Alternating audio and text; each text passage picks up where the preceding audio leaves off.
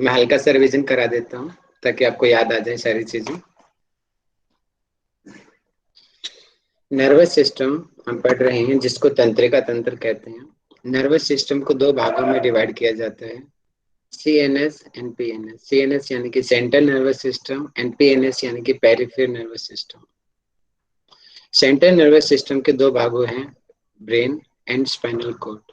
और peripheral nervous system के दो भाग हैं, sensory pathway and motor pathway. Motor pathway के दो डिवीजन है यहाँ पे, एक को एसएनएस कहते हैं, एक को एएनएस कहते हैं। एसएनएस यानी कि सोमैटिक नर्वस सिस्टम और एएनएस यानी कि autonomic nervous system. Somatic nervous system जो होता है वॉलेंट्री यानी कि इच्छा के अनुसार होता है, और in autonomic nervous system involuntary muscles पे वर्क करता है और अपने आप ये चीजें होती हैं। और एएनएस को दो भागों में डिवाइड किया जाता है, सिंपैथेटिक डिवीजन और पैरासिम्पैथेटिक डिवीजन। आज हम इन्हीं चीजों को आज हम डिटेल में पढ़ेंगे। इन चीजों ये फुल फॉर्म सभी को याद होनी चाहिए, पेपर में आती हैं। जो ब्रेन की जो लेयर होती है उनको मेनिंजेस कहते हैं। तीन लेयर होती है, ड्यूरा मैटर, ऑर्गेनाइड मैटर, बायोमैटर। मेनिंजेस में इसमें क्या होता है ना, ऑर्गेनाइड इसके अंदर लिक्विड भरा होता है जो हमें एक तरीके से दबाव से और उसमें आपस में अ, बाहर से अगर कोई यांत्रिक जो आघात लगता है, चोट लगती है, उससे बचाने के लिए एक लिक्विड होता है जिसको सीएसएफ कहते हैं, सेरिब्रो स्पाइनल फ्लूइड। अगर ये ज्यादा मात्रा में सामान्य से ज्यादा बढ़ जाता है तो मेनिंजेस में स्वेलिंग हो जाती है, जिससे एक बीमारी होती है, उसको मेनिंजाइटिस कहते हैं, और इसको हम दिमागी बुखार भी कहते हैं। ब्रेन जो है सेंट्रल नर्वस का सेंट्रल पार्ट है।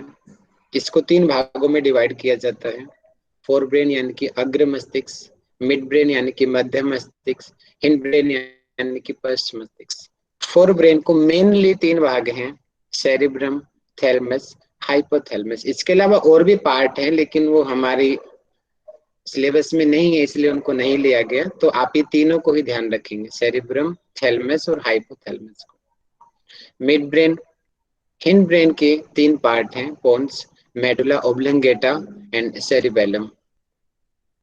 ब्रेन का सबसे बड़ा पार्ट होता है उसको सेरिब्रम कहते हैं, ये एम आएगा। और जो सेकंड लार्जेस्ट पार्ट है उसको सेरिबेलम कहते हैं। ध्यान रखेंगे, एक तो है डबल एलएम, सेरिबेलम और सेरिब्रम।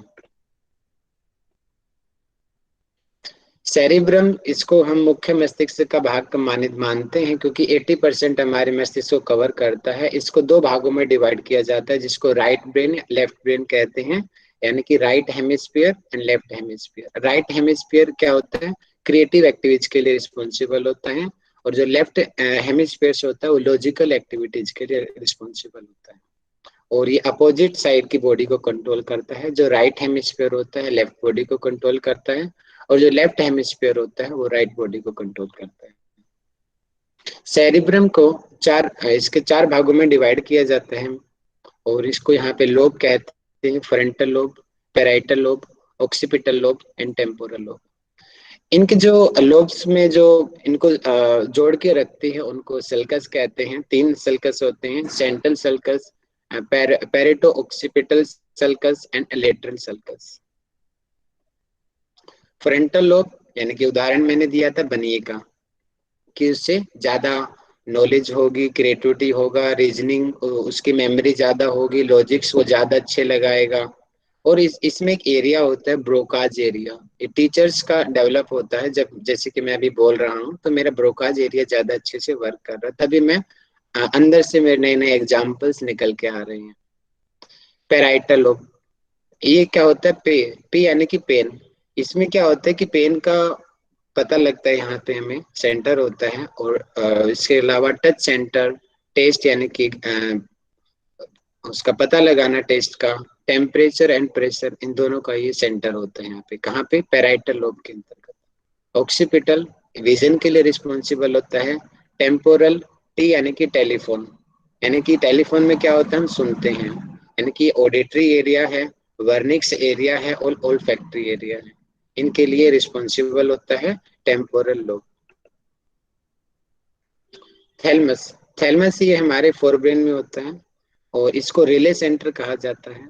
और ये पूरी जो शरीर की जो सेंसरी जो इम्पल्सेस है उनको रिसीव करता है और आगे जो मैसेज होना उसके लिए आगे फिर जो मस्तिष्क के जिस भाग में भेजना होता है आगे फिर उसको ट्रांसफर करता है, इसीलिए इसको रिले सेंटर कहा जाता है। स्मेल को नहीं लेता, इसके अलावा बाकी सभी सेंसेस को ये लेता है। इसको जो हमारी चेतना होता है, चेतना को भी रेगुलेट करता है थैलेमस। और ये जो मोटर एंड कोग्निटिव जो फंक्शंस होते हैं उनको भी मैनेज करता है। मोटर फंक्शंस यानी कि एक्सरसाइज करना, भागना, दौड़ना, वॉकिंग करना, रनिंग करना, यानी कि जो एकदम से किए जाने वाली चीज है, रिफ्लेक्ट जो एक्शन होते हैं उनको मोटर फंक्शन कहते हैं। और जो कोग्निटिव फंक्शंस होते हैं जैसे कि स्किल डेवलपमेंट, थिंकिंग, इंटेलिजेंस, है ना, कुछ गहन चिंतन करना, कविता लिखना, जो अंदर से जो चीजें निकल के आती हैं उनको कोग्निटिव फंक्शन कहते हैं। ये इसको भी मैनेज थैलेमस ही करता है। हाइपोथैलेमस, हाइपो यानी कि नीचे, थैलेमस के जो नीचे हैं जस्ट बिलो द थैलेमस, उसको हाइपोथैलेमस कहते हैं। और hypothalamus is the master of the master gland, क्योंकि पिट्यूटरी बहुत सारे हार्मोन्स को रिलीज करती है इसलिए इसको मास्टर ग्लैंड कहते हैं। लेकिन पिट्यूटरी ऐसा कब कर पाती है? जब हाइपोथैलेमस उसको कमांड करता है तब पिट्यूटरी आगे जाकर के उन हार्मोन्स का सिक्रेशन करती है। और पिट्यूटरी इसके मध्य भाग से जुड़ी हुई है, इसको thermo regulator of the body कहा जाता है। मतलब कि जो तापमान को नियंत्रित करता है कि हमें कब फीवर होना चाहिए, कब नहीं होना चाहिए। सर्दी में ऑटोमेटिक हमारा शरीर गर्म हो जाता है, गर्मी में ऑटोमेटिक ठंड पसीने आ जाते हैं। तो इन चीजों को अकॉर्डिंग टू सिचुएशन ये हाइपोथैलेमस ऑटोमेटिक ही एक्शंस लेता है कि शरीर के तापमान को बनाए रखता है।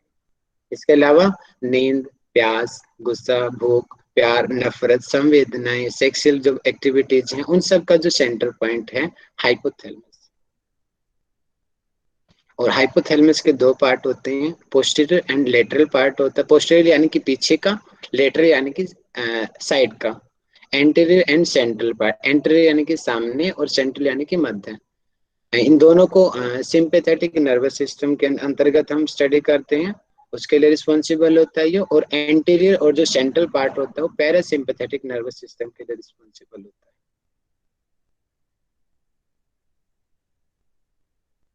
ये ये ए नहीं आएगा। हाँ, कल आप लोग ठीक कह रहे थे। जो वो मैं आपको पढ़ा रहा था, जो आपको मैंने स्टैम्प का एग्जांपल दिया था, वो ट्रिक है वो समझने के लिए कि स्टैम्प की तरह ही होती है। और स्टीम क्योंकि इंग्लिश का वर्ड है, स्टीम का अगर हम मीनिंग देखते हैं तो स्टीम का जो अर्थ होता है तना होता है, तना। कि जैसे कि तना एक पेड़ का आधार होता है ना, अगर तना मजबूत होगा तो हमारा पेड़ भी अच्छे से मजबूत होगा, उसी प्रकार ये हमारे ब्रेन का आधार है। तो इसलिए इसको इसको हम स्टिम बोलते हैं, ब्रेन स्टिम। ए नहीं आएगा, ये स्टिम, ए, STEM, ठीक है। इसमें तीन पार्ट्स होते हैं, pons, medulla oblongata and midbrain. इन तीन को हम स्टडी करते हैं। सेरिबेलम इसके अंतर्गत नहीं आता क्योंकि सेरिबेलम साइड में होता है ये। और इसके फंक्शन क्या होते हैं ब्रेन स्टेम के? ये क्या होता है, relays signals between the brain and spinal cord, मतलब कि बीच का एक उसका डीलिंग का काम कर रहा है ये। जो जैसे कि दलाल होते हैं ना, कि उसका मैसेज वहां तक ले जाना, मीडिएटर है यहाँ, यहीं से होके मैसेज आगे ब्रेन में जाते हैं। मिड ब्रेन के दो पार्ट्स होते हैं, सुपेरियर कोलिकुलाई एंड इंफीरियर कोलिकुलाई। सुपेरियर का काम होता है विजन का और इंफीरियर का काम होता है सुनने का, ऑडिटरी यानी कि सुनने का। सुपेरियर क्योंकि ऊपर होता है जस्ट, इसलिए इसको सुपेरियर कहते हैं। इसके जस्ट नीचे होता है इसलिए इसको इंफीरियर कहते हैं। हिंड ब्रेन के अंतर्गत तीन चीजें आती हैं, pons, cerebellum and medulla oblongata. ये दिखाई दे रहा है आपको। मिड ब्रेन के जस्ट नीचे जो पार्ट ये आगे की तरफ उठा हुआ है इसको पोन्स कहते हैं। इसके जो पीछे की तरफ ये जो पत्ते की तरह आपको दिखाई दे रहा है इसको सेरिबेलम कहते हैं। और जो नीचे की तरफ जो स्पाइनल कॉर्ड से जुड़ा हुआ है इसको मेडुला ऑब्लोंगेटा कहते हैं। पोन्स क्या होता है कि हमारे रिस्पिरेशन के लिए, सांस के लिए, सांस कब तेज होना है, कब धीमे होना है, तो उसके लिए रिस्पॉन्सिबल होता है। और इसमें यहाँ पे दो केंद्र पाए जाते हैं, इसके प्राणायाम के द्वारा हम इसी को ही कंट्रोल करते हैं, तभी हमारी केवली कुंभ की सिद्धि होती है।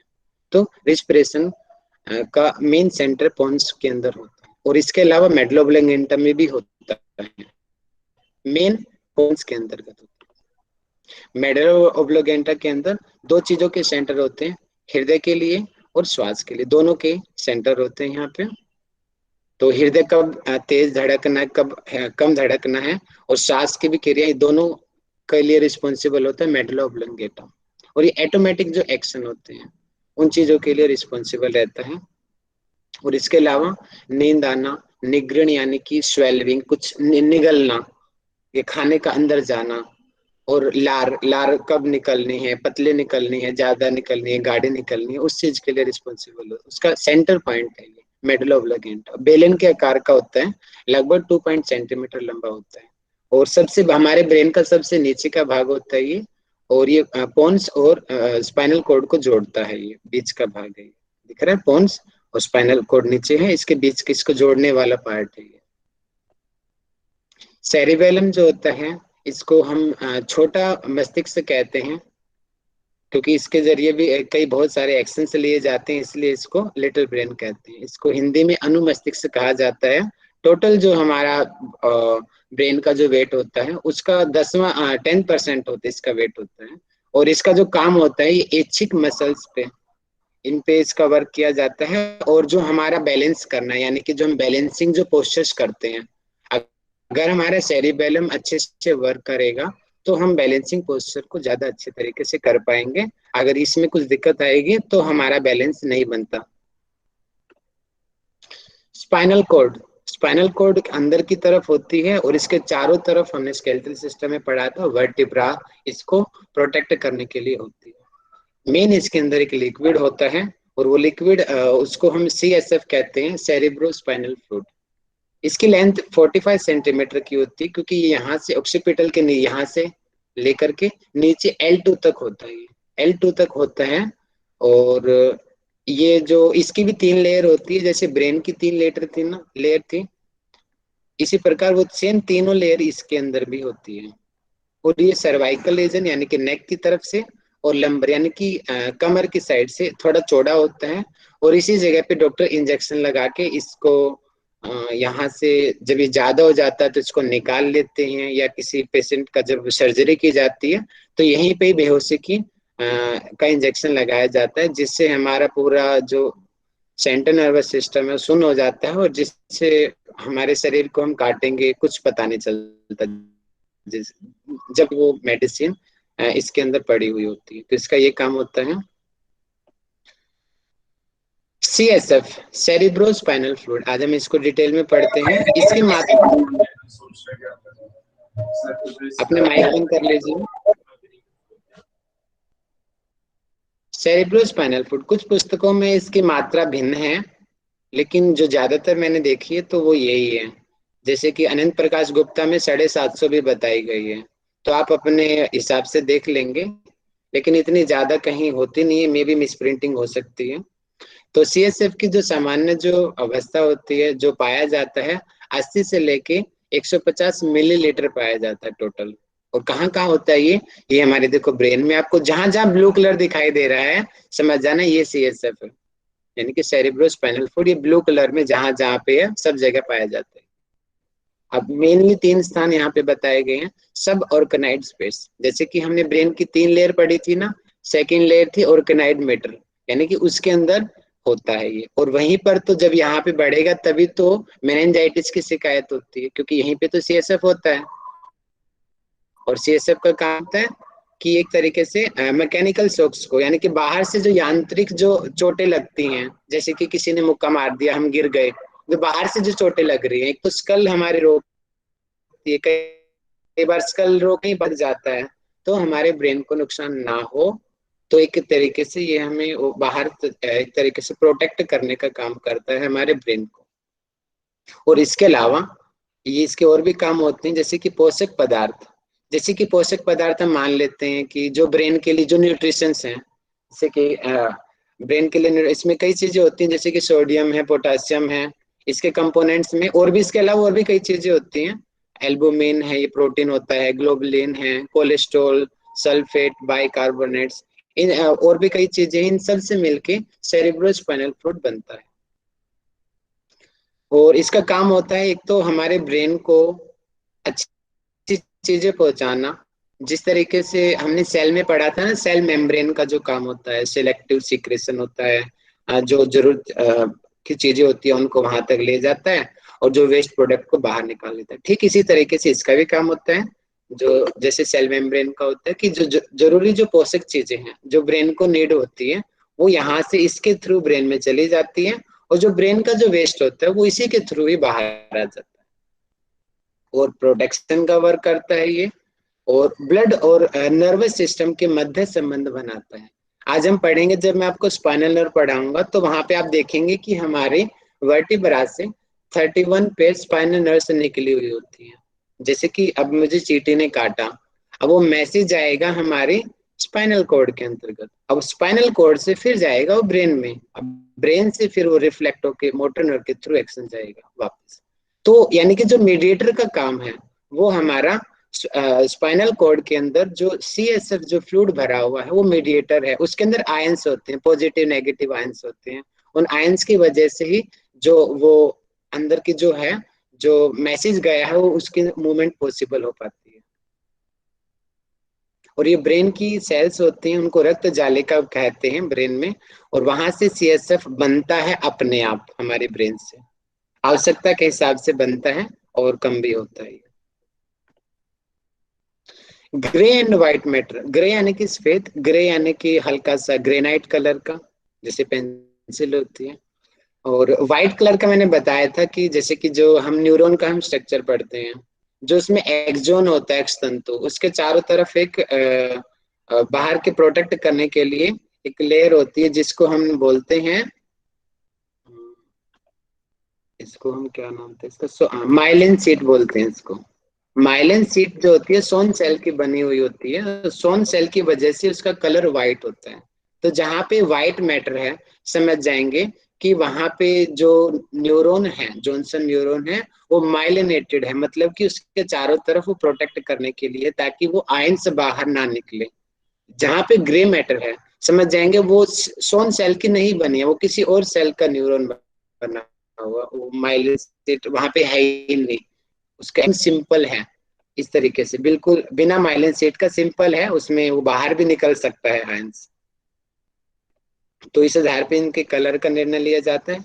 तो दोनों एक दूसरे के अपोजिट होते हैं, ब्रेन और वर्टिब्रा। कोई एक याद कर लो, दूसरा ऑटोमेटिक याद हो जाएगा। जैसे कि ये वर्टिब्रा का स्ट्रक्चर है नीचे, इसमें जो ग्रे मैटर है वो अंदर होता है, और बाहर व्हाइट मैटर होता है, और ब्रेन में व्हाइट मैटर अंदर होता है और ग्रे मैटर बाहर होता है। नर्वस टिश्यू हम पढ़ चुके हैं कि इसमें डेंड्राइट्स होते हैं, डेंड्राइट्स बाहर से मैसेज को रिसीव करते हैं, सेल बॉडी में भेजते हैं, सेंट्रीपिटल फोर्स कहते हैं। अब सेल बॉडी से जो मैसेज है, इम्पल्सन है, वो एक्सोन में जाता है, इसको सेंट्रीफ्यूगल फोर्स कहते हैं। अब एक्सोन से यहाँ पे साइनेपेटिक नोड्स होते हैं, इसके जरिए आगे की जो दूसरी सेल होगी वहां तक उसको मैसेज को आगे ट्रांसफर कर दिया जाता है। और न्यूरॉन को लॉन्गेस्ट सेल कहते हैं, शरीर की सबसे लंबी सेल होती है न्यूरॉन। बाकी सेल तो कुछ मिलीमीटर की होती है, लेकिन ये सबसे लंबी होती है।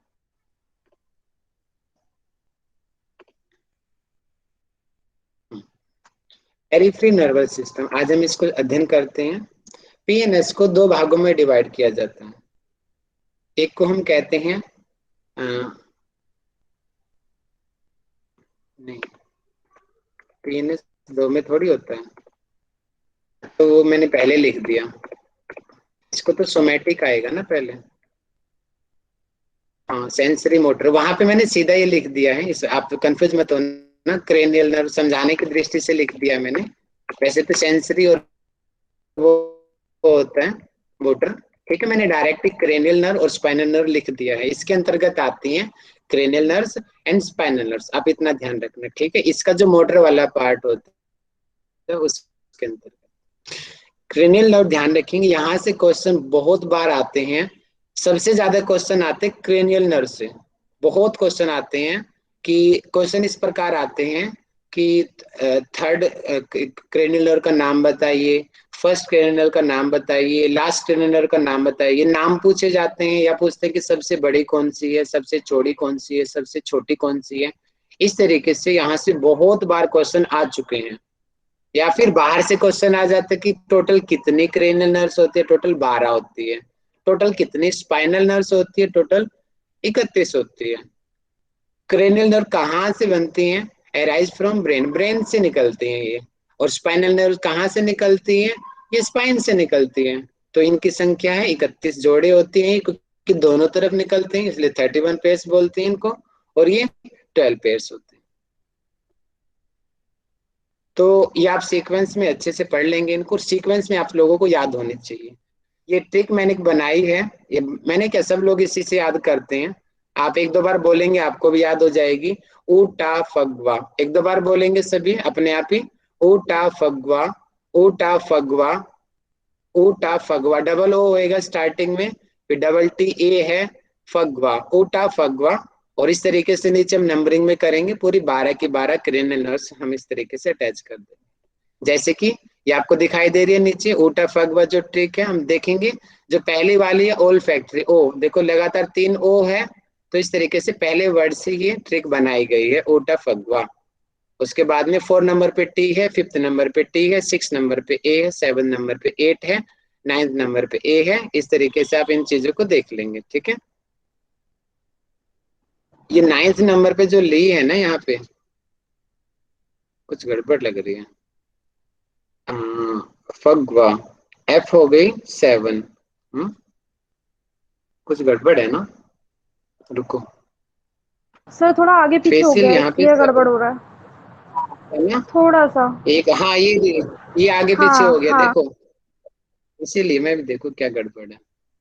आप देखिए ऐसे अटैच कीजिए, देखो 3 ये है, 4 ये है, 5 ये है। हाँ फेशियल देखो 7 पे आती है फेशियल, इसलिए गड़बड़ लग रहा था। ये है, ठीक है, इस पर का ऐसे आप देख लेंगे, अपने हिसाब से करेक्ट कर लेंगे, ठीक है। जी सर। ए पे ये एफ एफ 7 पे आती है, ठीक है।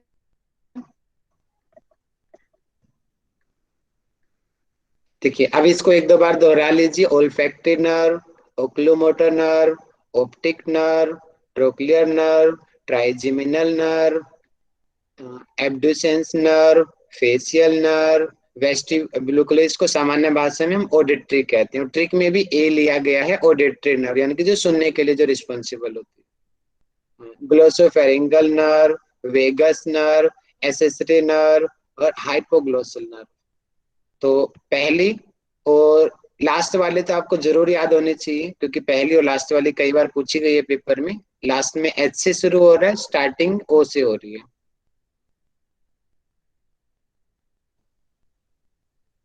ये गड़बड़ है। हेलो भैया, इसका सीक्वेंस देखो गलत है। ये ऊपर ऑप्टिक आएगा, नीचे ही ये रहा, हाँ आएगा हाँ, मैं समझ ओक्लूमेटर। गया, देखो ये रहा। टू नीचे गया है, टाइपिंग में मिस्टेक हो गया, टू नीचे आ गया ना ये। और थर्ड ये ऊपर लिखा गया गलती से, ठीक है। आप देख लेंगे, देखो ए पे ओल फैक्ट्री होता है, टू नीचे लिख दिया गलती से ये, सर टू नंबरिंग ऑप्टिक हम देख नर्व, लेंगे। ठीक है, थैंक यू। और इस तरीके से आप डायग्राम में आप देख लेंगे ओल फैक्ट्री, ऑप्टिक, ओक्लूमेट्री। हम आगे बढ़ते हैं। अब ये तो हो गया इनके नर्व्स के नेम। अब इनके फंक्शन हम देखते हैं। तो हम सामान्य देखें ओल फैक्ट्री, ओल फैक्ट्री रिलेशन है इसका स्मेल से। जैसे कि आपको दिख रहा होगा, देखिए ओल फैक्ट्री जो नर्व है ये हमारे देखो नाक का डायग्राम है। यहाँ पे देखो नाक के ऊपर ये नर्व्स होती हैं, जिसकी वजह से हमें पता चलता है कि हमें अच्छी सुगंध आ रही है, बुरी सुगंध आ रही है। ये ओल फैक्ट्री नर्व्स होती है यहाँ पे, और यहाँ से फिर ये इसको मैसेज को लेती है और अंदर तक पहुंचाती है। ब्रेन के अंदर मैसेज आता है कि सुगंध अच्छी है, सुगंध बेकार है, उस हिसाब से। तो पहले जो नर्व है ओल्फैक्टरी, वो स्मेल से रिलेटेड है। जो दूसरी नर्व है उसको ऑप्टिक नर्व कहते हैं। ऑप्टिक नर्व रिस्पॉन्सिबल है हमारी आंखों के साथ जुड़ी हुई होती है। देखिए दूसरी है ना आंखों का, जो हम देखते हैं ना कि रेट पीछे पिक्चर गई है, रेटिना पे बनी है, यहाँ से फिर ऑप्टिक नर्व लेके जाती है ऑक्सीपिटल लोब के अंदर। तो ये ऑप्टिक नर्व है जो हमारे, जिसकी वजह से हमें चीजें दिखाई देती है। अगर ऑप्टिक नर्व में कोई दिक्कत आ जाएगा तो हमें चीजें दिखाई नहीं देंगी। ओक्यूलोमीटर, मूवमेंट्स ऑफ आई बॉल, देखो आई बॉल की मूवमेंट से क्या होती है कि जैसे कि लाइट, बहुत ज्यादा लाइट में जाएंगे तो हमारी क्या होती है ना, आंखें अपने आप ही बंद होने लगती है। और जब हम अंधेरे में जाते हैं तो अपने आप ही आंखें खुल जाती हैं, फैल जाती हैं, ताकि हमें ज्यादा से ज्यादा चीजें दिखाई दें, उस चीज के लिए रिस्पॉन्सिबल होती है। और ट्रोक्लियर, दोनों की दोनों ही मूवमेंट ऑफ आई बॉल के लिए होती है। आई बॉल के लिए तीन चीजें होती हैं, देखिए, नंबर थर्ड है, नंबर फोर है और नंबर सिक्स है। Number six, third and four, ये तीन चीजें तो बहुत आसानी से याद हो जाएंगी। मूवमेंट ऑफ आई बॉल, तीनों का सेम वर्क होता है ऑलमोस्ट। पांचवी जो है ट्राइजेमिन, एम आएगा ये, ट्राइजेमिनल होना चाहिए, ठीक है, गलती हो रखी है, ट्राइजेमिनल होता है। और ये इसको डेंटिस्ट नर्व भी कहते हैं। ये हमारे देख टीथ यानी कि दांत, जो यानी कि जबड़े के साथ में संबंधित होती है। ये दिखाई दे रही है आपको, ये रहा, देखो, जिमिनल, एम आएगा, मैंने हमारे जबड़े के साथ में रिलेटेड होती है, इसलिए इसको डेंटिस्ट नर्व भी कहते हैं। एब्डुसेंट, ये मोमेंट ऑफ आईबॉल हो गया। फेशियल, कि हमें फेस पे जो एक्सप्रेशंस होते हैं और फेस में जो ग्लैंड्स होती हैं, सेलेवरी ग्लैंड्स होती हैं, उन पे कंट्रोल करने का काम करती है। जैसे कि हमारा गुस्से के अंदर फेस का एक्सप्रेशन बदल जाना, स्माइल करना, ये जो एक्सप्रेशंस का काम है वो फेशियल नर्व का काम करती है। 6 वाले में भी टी और गलत लगा हुआ है जो भैया, ऐसा आएगा। कहाँ पर? 6 वाले में टी लगा हुआ है ना, ऐसा आएगा उसकी जगह लास्ट में। अरे कोई बात नहीं, रिलैक्स हो जाओ, स्पेलिंग मिस्टेक आप देख लेना, अभी कंसेप्ट क्लियर रखो अपने। नहीं, एब्ड्यूसेंट ठीक है सर, वो पहले वाले पेज में एस पल की गलत था मुझे लग रहा, जहां कोई तक। बात नहीं, ठीक है। जी सर, देख लेंगे। हाँ, ठीक है, ये गलत है। आप देख लेना, एब्डुसेंट है ये, ठीक है। ये मेरी टाइपिंग है, वो पीछे वाली मैंने गूगल से कॉपी किया था एकदम से, इसलिए सीक्वेंस भी गलत हो गया इसका। फेशियल हो गया। जैसे कि हम बोलेंगे, अगर हम योग के साथ रिलेटेड करेंगे तो हम लाफ्टर एक्सरसाइज करते हैं, और उसका सबसे ज्यादा इफेक्ट हमारे फेशियल नर्व पे पड़ता है, जिसकी वजह से हमारे ब्रेन में और अच्छे मैसेज आते हैं, हम खुश होते हैं। तो फेशियल नर्व के ऊपर लाफ्टर एक्सरसाइज का प्रभाव पड़ता है, और भी पड़ता है, मेनली से पड़ता है। ऑडिटरी, हम जो सुनते हैं, जिसकी वजह से हमें सुनाई देता है, और हमारा जो बैलेंस हम बना पाते हैं, कान की वजह से ही हमारा बैलेंस बनता है। और यहीं पे एक नर्व होती है, और ऑडिटरी नर्व इसको कंट्रोल करती है। ग्लोसोफेरेंजल, क्या होता है कि जो खाने का जो हमें टेस्ट लेना है, और सलाइवा, सलाइवा एक यहाँ पर आया है, और सलाइवा एक यहाँ पे, दो जगह सलाइवा आया है, फेशियल नर्व में आया है और ग्लोसोफेरेंजल में आए हैं, देख सकते हैं। ग्लोसोफेरेंजल यहाँ पे फेशियल हो गया है, और ग्लोसोफेरेंजल ये रहा यहाँ पे ग्लोसोफेरेंजल, इसका भी सलाइवा और टेस्ट का काम होता है। 10वीं वेगस, ये सबसे बड़ी होती है पूरे पेटों में, पेट के ऑर्गन्स में, इंटेस्टाइन में, सब जगह फैली होती है, सबसे बड़ी होती है, लंबी, सॉरी, सबसे लंबी होती है, बड़ी नहीं, सबसे लंबी होती है। और देखो, जैसे कि हम बोलते हैं ना, कि बोलते हैं कि अगर आपको कुछ भी समझ में ना आए ना एक्सरसाइज में, कि नौकासन का, धनुरासन का, कौन सी नर्व के ऊपर इफेक्ट पड़ा, तो आंख बंद करके वेगस नर्व पे लगा दो, क्योंकि वेगस नर्व पूरे डाइजेस्टिव ट्रैक में फैली हुई है, कहीं ना कहीं इसके ऊपर इफेक्ट जाएगा ही जाएगा। एसेसरी स्पाइनल, ये 11th नंबर की होती है। मूवमेंट्स ऑफ लैरिक्स, यानी कि जो पीछे का ये स्वर यंत्र होता है, और फेरिंग्स, सर यानी जो नीचे का गला होता है, उसमें ग्रस, ठीक है। और हाइपोग्लोसल, ये निगलने व बोलने में सहायक होता है, सर ठीक है। सबसे इस बड़ी प्रकार ये 12 साइटिका क्रेनियल होती है ना? नर्व होगी। क्या मेरी, अरे वो नस होती है, ये नर्व होती है, हम नर्व पढ़ रहे हैं, वो ब्लड वेसल है, ठीक है। ब्लड वेसल में और नर्व के अंदर अंतर तो पता होगा ना आपको। इसके अंदर मैसेज जाता है, और जो ब्लड वेसल के अंदर ब्लड फ्लो मूव करता है, ठीक है।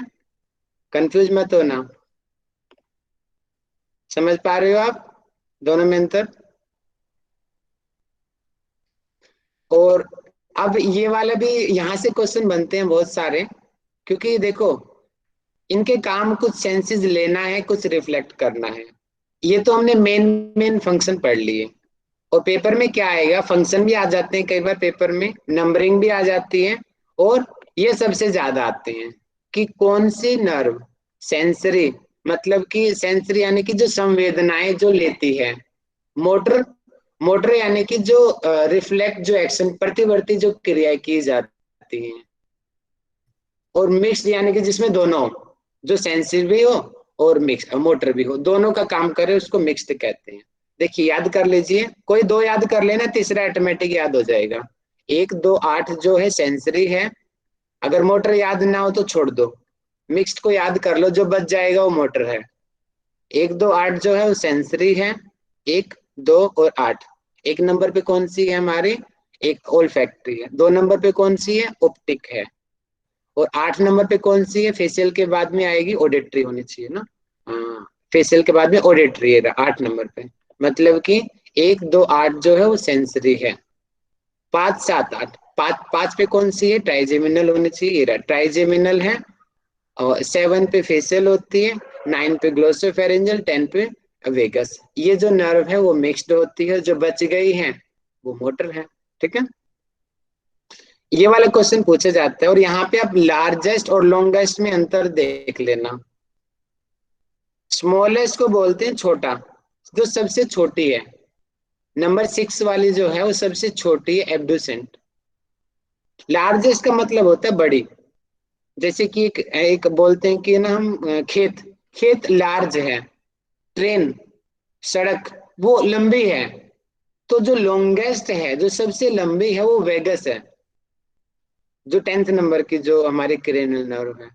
और जो सबसे बड़ी है, फैली हुई है, वो नंबर 5 है, ट्राइजेमिनल। ठीक है, 5 है बड़ी, और इसके बाद में 6 नंबर की सबसे छोटी, और 5 का डबल कर देंगे 10, वो सबसे लंबी है। थिनेस, सबसे जो पतली है, वो है नंबर 4 की। तो आप इस तरीके से याद कर ले। देखिए सबसे पहले 4 आ गया, तो सबसे पतली है। ठीक है, नंबर 5 पे जो सबसे बड़ी है, नंबर 6 पे जो सबसे छोटी है, नंबर 10 पे जो सबसे लंबी है। ठीक है, इस हिसाब से आप इनको याद कर लेंगे। स्पाइनल नर्व 31 पेयर होती हैं। और 31 कैसे होती हैं, देखिए आप यहाँ पे कंफ्यूज मत होना। आप मुझे माइक खोल के बताओ, हमारी जो स्केलेटल सिस्टम में हमने पढ़ा था कि सर्वाइकल रीजन में कितनी बोन होती हैं। 7।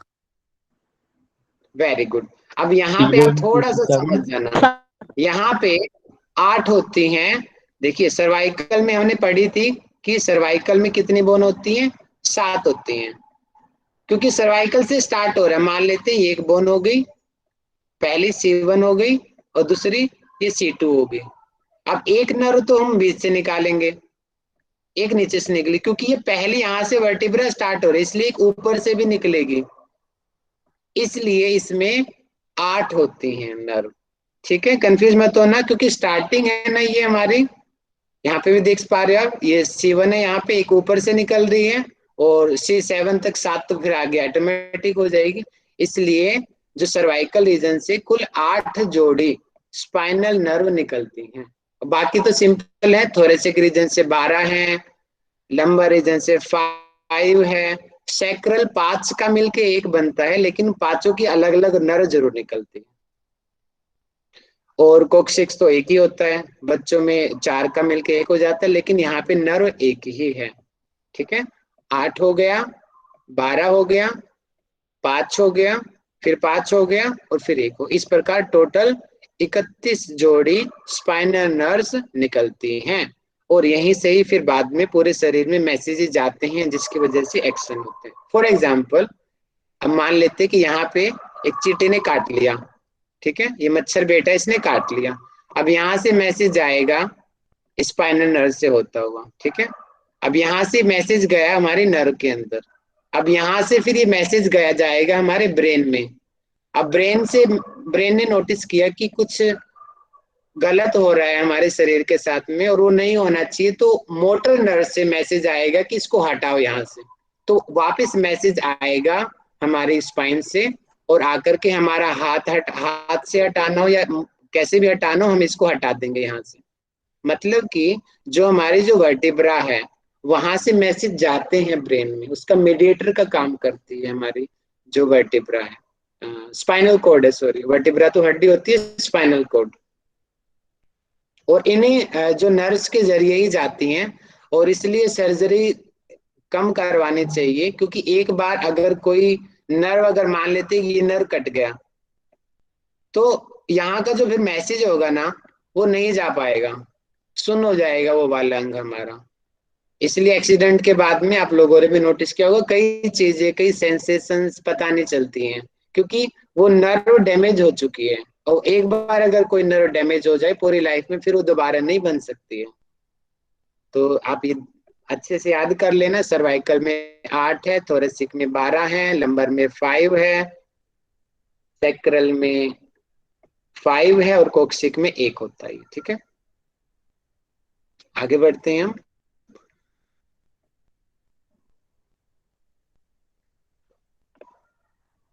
देखिए, ये वाला इसके फंक्शन जान लेना जरूरी है आपको, कि देखिए हमने पढ़ा था पेनियल। पेनियल में तो कुछ नर्व ऐसी थी जो सिर्फ सेंसरी हैं, कुछ ऐसी थी जो मोटर हैं, कुछ ऐसी थी जो दोनों हैं। ठीक है, ओनली भी है सेंसरी, ओनली मोटर, और मिक्स भी हैं। लेकिन जो स्पाइनल है वो सारी की सारी मिक्स्ड हैं, इस चीज का ध्यान रखना। वो सेंसरी भी हैं और वो मोटर भी हैं। जैसे कि आपको दिखाई दे रहा है, ये वर्टिब्रा की फोटो है, हमारी रीढ़ की हड्डी, ये आधी फोटो दे रखी है। ठीक है, आप समझ पा रहे होंगे, अंदर का ग्रे मैटर, बाहर का व्हाइट मैटर, समझाया था मैंने अभी। हमारी जो वर्टिब्री में अंदर होता है, स्पाइनल कॉर्ड में अंदर ग्रे मैटर होता है, बाहर व्हाइट होता है, ब्रेन में इसका उल्टा होता है। अब देखिए, यहां से नर्व निकली हुई है, गई है नर्व ये डोर्सल। डोर्सल यानी कि जो पीछे वाले भाग को डोर्सल कहते हैं, लिख लेंगे आप, पीछे वाले भाग को डोर्सल कहते हैं। और जो आगे की तरफ है उसको हम वेंट्रल कहते हैं। अगर जैसे मैं आपको इस तरीके से डायग्राम से अगर मैं समझाना चाहूँ, तो आप समझना कि मान लेते हैं कि ये कोई पर्सन है, ठीक है, और इस पर्सन की ये कमर की है, और इसका इसका फेस इस तरफ है, ध्यान रखना, इसका फेस इस तरफ है, ये आंखें यहाँ पे है इसके, ठीक है। तो इसकी जो आगे वाली, जो यहाँ से जो आगे की तरफ से निकलेंगे, उसको हम कहते हैं वेंट्रल रूट, ये आगे वाला पोर्शन है। और जो इसके जो पीछे की तरफ होंगी, पीछे की साइड से निकली होंगी, उसको हम कहते हैं डोर्सल रूट। ठीक है, कंफ्यूज नहीं होना, पीछे वाली डोर्सल है और आगे वाली वेंट्रल है। अब यहाँ पे आगे पढ़ेंगे कि each spinal nerve arise from roots of the horns. Horn किसको कहा, देखो हॉर्न यानी कि सींग को बोलते ना, कि पढ़ते थे गाय के 2 सींग है, द काउ हैव 2 हॉर्न्स, कि ये जो देखो सींग की तरह है, इसलिए इनको हॉर्न कह देते हैं। 2 हॉर्न होते हैं, 2 आगे होते हैं, 2 पीछे होते हैं। आगे से वेंट्रल, ये आगे से निकलती है मोटर, आगे से मोटर निकलती है, उसको इफिरेंट बोलते हैं, ध्यान रखेंगे। आगे वाली को इफिरेंट कहते हैं और पीछे वाली को एफिरेंट कहते हैं। पीछे वाली जो होती हैं वो सेंसरी होती हैं। अब मुझे माइक खोल के बताओ, सेंसरी का मतलब क्या होता है कोई एक पर्सन, और मोटर का अर्थ क्या होता है? सर सेंसरी मतलब कि सेंसरी होती है जो सेंसिटिविटी को लेते हैं। तो वो बताइए भावना जी, क्या? सेंसरी और है जो संवेदी संवेदना। चलो एक पर्सन बोलिए, भावना जी बोलिए, क्या होती है सेंसरी मोटर? हाँ जी, सेंसरी नर्व वो होते हैं जो हमारी जो बॉडी की संवेदनाएं होती हैं उनको ब्रेन तक लेकर जाती है। मोटर नर्व वो होती है जो उनका रिफ्लेक्ट एक्शन देती हैं। बहुत बढ़िया। तो आप ध्यान रखना, जो मोटर फाइबर है वो वेंट्रल रूट से निकलती है। ये क्वेश्चन बन सकता है कि वेंट्रल रूट से क्या निकलती है? इफिरेंट, और इफिरेंट को हम कहते हैं मोटर फाइबर, ठीक है। और डोर्सल रूट यानी कि जो पीछे वाला जो है, जो हमारा पीछे का जो ये हॉर्न होता है, पीछे से इफेरेंट निकलती है, और उसको हम सेंसरी फाइबर कहते हैं। और क्या आगे, both of the roots combined, आगे जाकर के दोनों की दोनों मिल जाती है। देखो कंबाइन हो गया ना यहाँ पे, with each other and come out from intervertebral foramen. देखिए जहां पे दोनों मिल गया, इस पोर्शन को जहां पे दोनों एक हो चुकी हैं, इस पोर्शन को हम कहते हैं intervertebral foramen in the form of spinal nerves. Spinal nerves के जरिए वो निकल जाती है इस प्रकार, इसलिए इनको मिक्स्ड कहते हैं। मिक्स्ड, देखिए सेंसरी मिल गया एंड मोटर मिल गया, दोनों मिल गया ना, इसीलिए बोलते हैं कि सारी की सारी जो स्पाइनल नर्व्स है वो मिक्स्ड होती हैं, मतलब कि उनके अंदर सेंसरी भी होती है और मोटर, दोनों की दोनों नर्व्स इसमें पाई जाती है। ठीक है, क्लियर हुआ सभी को? यहाँ पे कोई दिक्कत हो तो अभी बता दीजिए किसी को। ठीक है, आगे बढ़ते हैं। प्लेक्सिस, आपने चक्र सुने होंगे ना योग की भाषा में, आज चक्र का आप साइंटिफिकली रीजन देख लीजिए क्या होते हैं चक्र। चलिए मुझे प्रेरणा जी बताओ, चक्र बताइए सीक्वेंस में कितने चक्र होते हैं? हाँ भैया, 7 चक्र होते हैं। मूलाधार, स्वादिष्ठान, नाभि चक्र, अनाहत चक्र, विशुद्धि चक्र, आज्ञा चक्र और ब्रह्मरंध्र। ठीक है, अब आप देखिए मूलाधार चक्र के साथ में कौन सा प्लेक्सिस होता है? कोक्सीजियल प्लेक्सिस। इसकी पोजीशन होती है S4 से C1 की। S4 यानी कि जो सेक्रल वाला भाग है, S4 होएगा, S5 आएगा और कोक्सिक 1। कोक्सिक तो एक ही होती है टोटली, तो ये 3 नर इसके अंतर्गत आते हैं। ये मिलके देखिए क्या होता है, देखो मैं बताता हूं आपको कि प्लेक्सिस यानी कि एक तरीके से गुच्छा, या बहुत सारे नर्व आ रहे हैं मिलके वहां पे, और वो जो गुच्छा होता है, और योग की भाषा में वो क्या कहते हैं कि प्लेक्सिस एक अवरोध का काम करता है हमारे प्राण को ऊपर जाने के लिए, क्योंकि वहां पे बहुत सारे नर्व्स हैं और उसी को ही हम चक्र कहते हैं। देखिए यहाँ पे, और अब आप जो आपको साइड में दिख रहा है इस डायग्राम में देखने की कोशिश करना। देखिए कोक्सीजियल प्लेक्सिस आपको कहाँ पे दिख रहा है? कोक्सीजियल प्लेक्सिस इसमें लंबर हो गया, कोक्सीजियल कहाँ है, दिखाई नहीं रखा। कोक्सीजियल होगा, यहाँ पे होता है कोक्सीजियल प्लेक्सिस। आप दूसरे को देखिए, सैक्रल प्लेक्सिस दिख रहा है, ये रहा सैक्रल प्लेक्सिस। कहाँ पे गया हुआ है? ये देखो, ये एरो गई, ये रही यहाँ पे। स्वादिष्टान चक्र यहाँ पे होता है ना हमारा, स्वादिष्टान चक्र। तो और इसके नीचे कोक्सिक पे यहाँ पे होगा मूलाधार चक्र। तो यहाँ पे जो सैक्रल की जो नर्व कौन सी है? जो L4 हो गई, S1, S2, S3, S4, S5। तो ये हो गई 6 नर्व हो गई। ये 6 नर्व मिलके स्वादिष्टान चक्र बनाती है यहाँ पे। और ये मूलाधार चक्र S4, S5 और C1 तीन मिलके मूलाधार चक्र बनता है। और मणिपुर चक्र जिसको हम लंबर प्लेक्सिस कहते हैं, लंबर यानी कि जो हमारे पेट में होता है, दिख रहा है ना लंबर प्लेक्सिस। लंबर कहाँ पे गया हुआ? ये रहा पेट पे।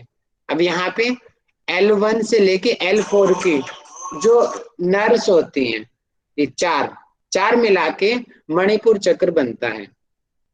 और ब्रोकियल प्लेक्सिस यानी कि इसको अनाहत चक्र के नाम से जानते हैं हम, C5 से लेके T1 तक की जो सर्वाइकल की जो 5th वर्टिब्री है हमारे, और जो थोरेसिक की जो 1 है, तो कितनी होगी? C5 1, C6 2, C7 3 और T1, ये 4 नर्व मिलके ये हमारा अनाहत चक्र बनता है। और विशुद्धि चक्र जो गले में होता है। 1 मिनट रुकेंगे सर। हेलो कमल, क्लास में हूँ, इतने फोन कर रहा है बार बार में। नहीं किया मैंने, मैं करता हूँ बाद में। हाँ? मैं करता हूँ, रुक जा, अभी क्लास चल रही है। ओके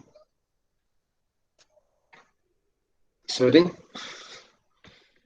तो हम विशुद्धि चक्र पे थे, तो C1 और C4 चार ही नर्व मिलके सर्वाइकल प्लेक्सिस बनाते हैं। ठीक है, और ये आप हल्के से, वैसे इतना डीप आता नहीं है कि radial nerve, median nerve, ulna nerve कहाँ पर होती है, आप खाली एक नजर निकाल लेंगे। इतना डीप आता तो नहीं हमारे पेपर में, खाली प्लेक्सिस जी तक भी मुश्किल से आता है। ठीक है, आप अपनी नॉलेज के लिए आपको जानना चाहिए था, इसलिए मैंने ये आपको लिया ताकि आपको चक्रों का भी साइंटिफिकली पता हो। इस टॉपिक को इसलिए उठाया मैंने यहाँ पे। ठीक है, आज से ये क्लियर हुआ होगा सभी को। राहुल सर, C5 जी, से T1 होगा कि L1 होगा T1 होगा, ब्रोंकोस्पियरम में? T1। जो थोरेसिक की होती है ना, वहां पे कोई प्लेक्सिस नहीं बनता। दिख रहा है आपको? थोरेसिक रीजन पे कोई प्लेक्सिस नहीं बनता, ठीक है। यानी कि T2 से लेके T12 तक कोई भी यहाँ पे प्लेक्सिस नहीं बनता, खाली नर्व निकलती हैं लेकिन वो गुच्छा नहीं बनता, ठीक है, क्लियर रखना। दोबारा से आपको ये डायग्राम याद होना चाहिए, क्योंकि हम अब आगे हम सिंपैथेटिक और पैरासिम्पैथेटिक पढ़ने वाले हैं। तो दोबारा से निकाल लीजिए अपने दिमाग में से, पेरिफेरी के दो भाग है, सेंसरी मोटर, और मोटर के somatic nervous system, autonomic nervous system के दो भाग है, सिंपैथेटिक एंड पैरासिम्पैथेटिक। आगे हम पढ़ते हैं अभी। देखिए, ये समझाने की दृष्टि से मैंने डायग्राम दोबारा उठा लिया है। सेंट्रल नर्वस सिस्टम, जैसे हमने उसमें एक्सेल पढ़ते हैं ना, एक्सेल स्केलेटल में अंदर, और ये अपेंडिकुलर, तो इसी तरीके से यहाँ पर भी जो अपेंडिकुलर है वो पीएनएस है, और जो एक्सियल है वो सीएनएस। इसी तरीके से वही चीज इसमें आएंगी यहाँ पे। वैसे इसमें थोरेसिक रीजन जो इसमें वहां पे एक्सेल में लिया गया था, वो यहाँ पे पीएनएस में आ जाएगा। अब पीएनएस यानी कि पेरिफेरी नर्वस सिस्टम। आप सभी बने रहेंगे, आज ये टॉपिक हम कंप्लीट कर लेंगे, मुझे 10 मिनट और लगेगा अभी, ठीक है, जाना मत अभी। तो पीएनएस के अंतर्गत दो चीजें आती हैं, अभी देखा था ना हमने, ये रहा। पीएनएस के अंतर्गत कितनी चीजें आती हैं? Sensory and motor.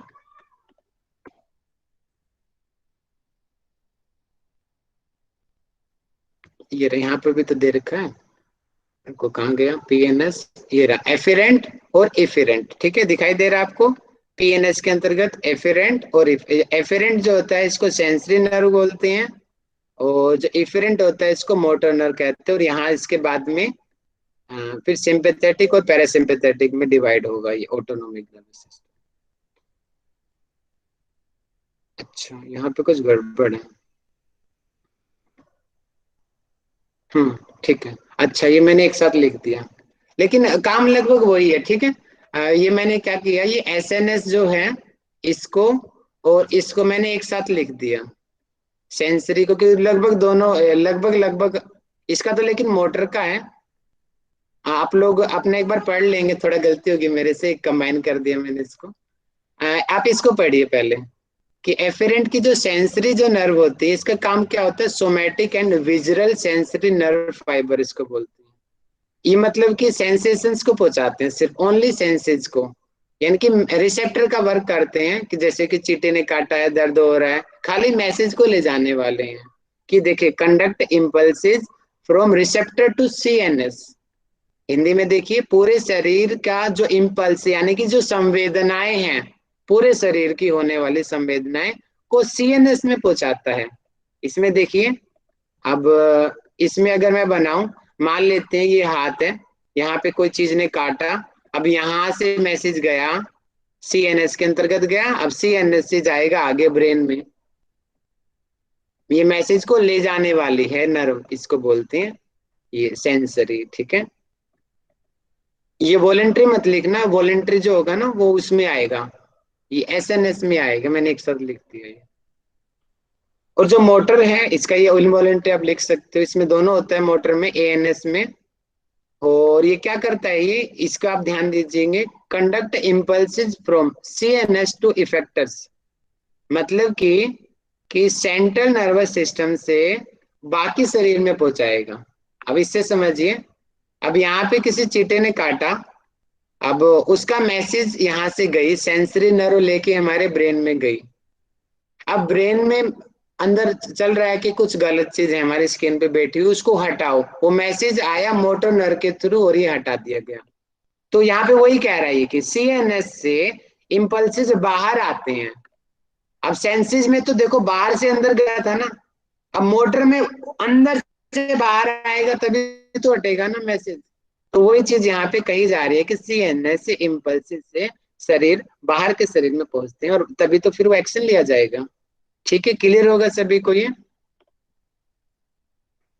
हाँ, वो चीज यहाँ पे आनी चाहिए थी, वॉलेंट्री और इनवॉलेंट्री, ये इसमें आएगा, सोमैटिक और इसमें।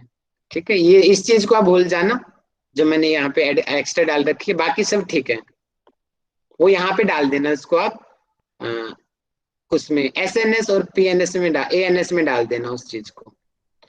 तो इतना ये हमने पढ़ लिया, और अब हम पढ़ रहे हैं एएनएस को, ऑटोनोमिक नर्वस सिस्टम, इसको हम अभी पढ़ रहे हैं। ठीक है, क्लियर रखना। अब हम यहाँ पे पहुंच गए हैं, ऑटोनोमिक नर्वस सिस्टम। इसको दो भागों में बांटा गया है, सिंपैथेटिक और पैरासिम्पैथेटिक। पैरा और सिंप, ये सिंप है, इसमें पैरा आगे जुड़ जाएगा। और सामान्य भाषा में समझने के लिए जो शब्द यूज किए जाते हैं, फाइट एंड फ्लाइट के लिए सिंपैथेटिक, जैसे कि हमने उसमें भी पढ़ा था ना, हार्मोन में कल हमने पढ़ा था कि जो एड्रेनलिन है, जो जिसको हमने बोला था, वो इसके लिए रिस्पॉन्सिबल है। और जो डाइजेशन का काम होता है, जैसे कि जो आलसी व्यक्ति है, जो सोता रहता है, जिसकी वजह से जो रिलैक्स ही रहना पसंद करता है, उसका पैरासिम्पैथेटिक ज्यादा वर्क करता है। और हमने पढ़ाया था कि ध्यान करने से, मेडिटेशन का जब प्रैक्टिस किया जाता है, उसका प्रभाव हमारी पैरासिम्पैथेटिक नर्वस सिस्टम के ऊपर पड़ता है, जिसकी वजह से हमारा पूरा शरीर, हमारा ब्रेन पूरे अच्छे से रिलैक्स हो जाता है।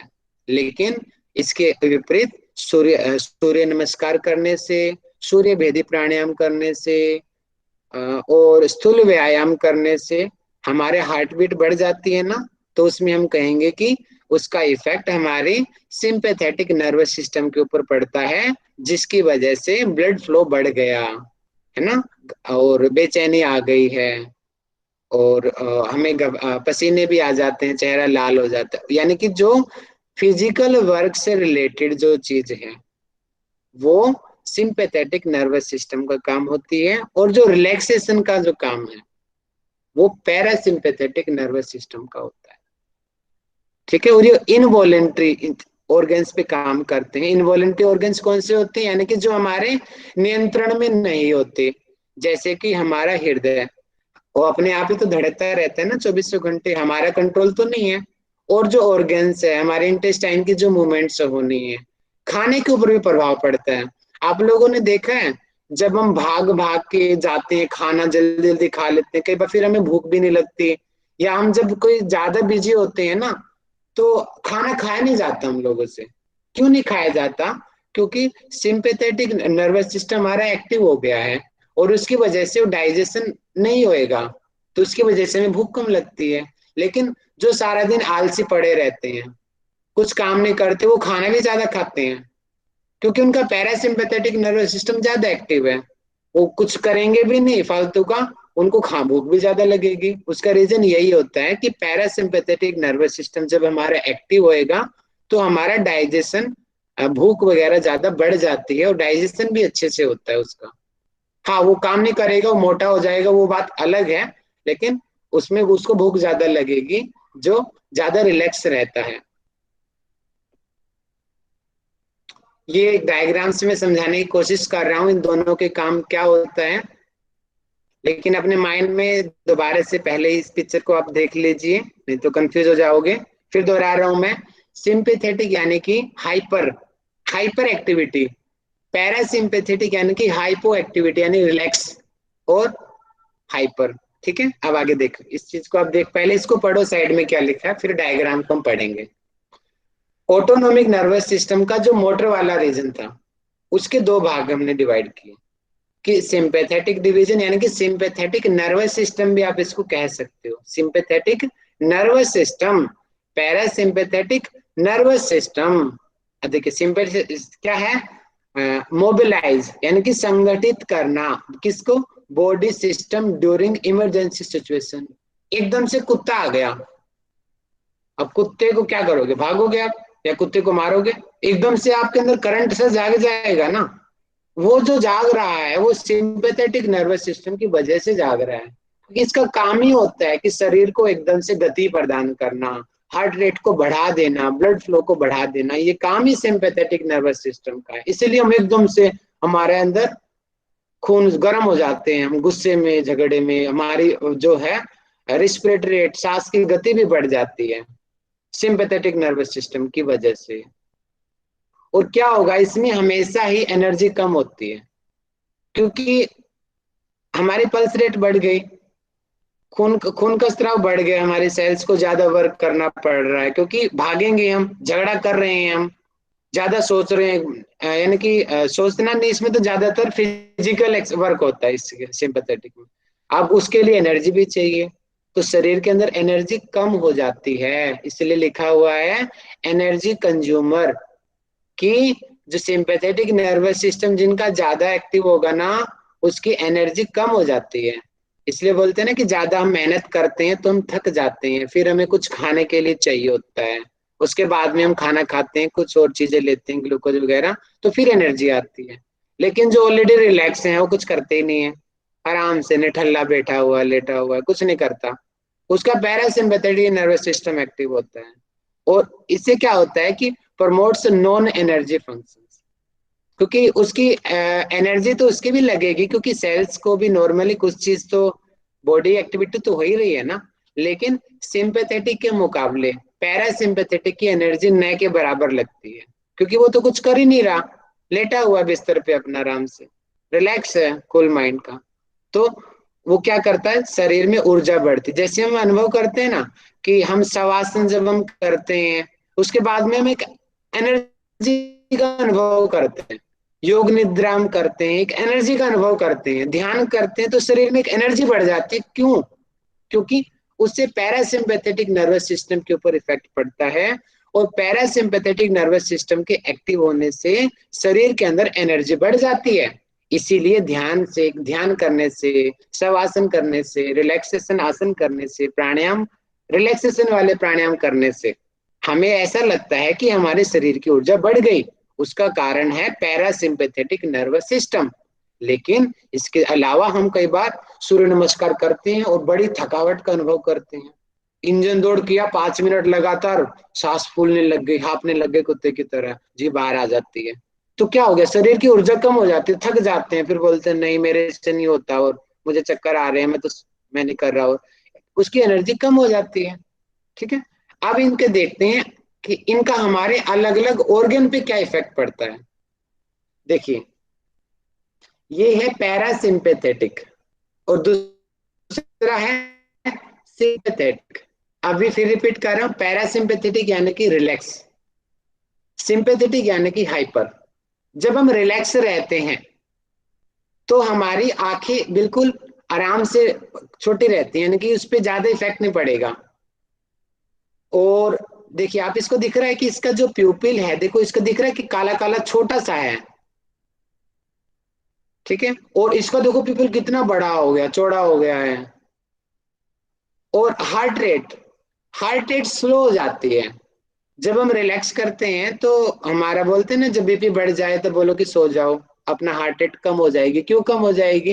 रिलैक्स करने से पैरासिम्पैथेटिक नर्वस सिस्टम एक्टिव होएगा, और जिससे हमारा हार्ट रेट अपने आप पे कम हो जाएगी, बीपी कम हो जाएगा। और Airways consists the bronchial tube, इसका ठीक उल्टा होता है, इसमें डायलेट्स होता है और इसमें कॉन्सिस्ट होता है, एक में खुलता है और एक में सिकुड़ते हैं रास्ते।